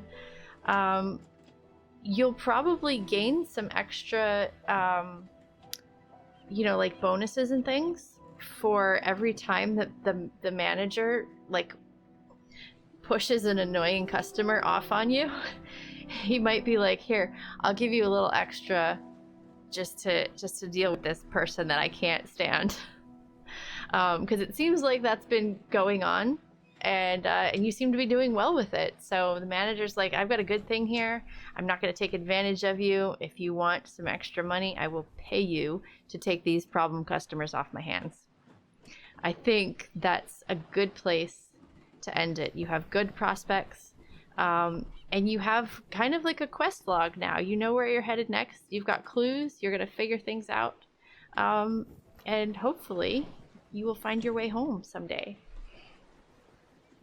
How is the correspondence with Karen? Oh, she definitely gave you an address.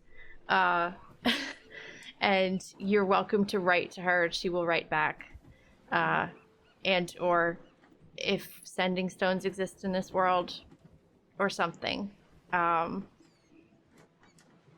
Could make things complicated though if you're trying to leave and she's here in this plane of existence and you've got you're trying to get back home.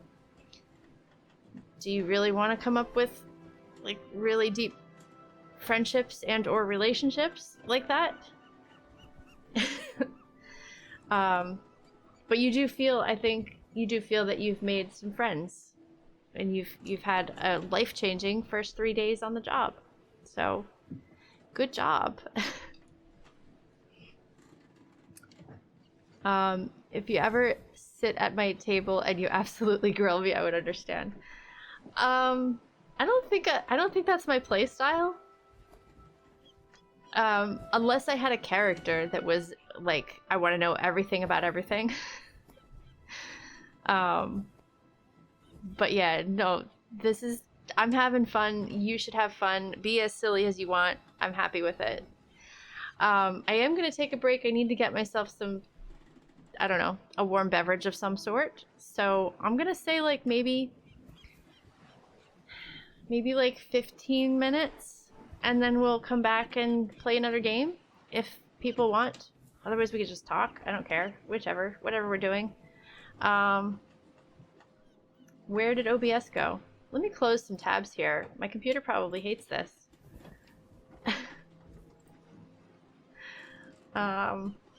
Yeah.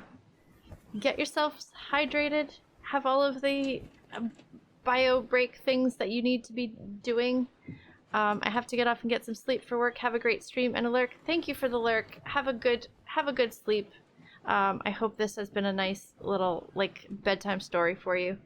And we'll see you next time. All right, everybody, I'm going to be right back. I will be back in like 15 minutes, and I'll put a notice in the chat and pin it so that everybody knows. All right, be back in a bit.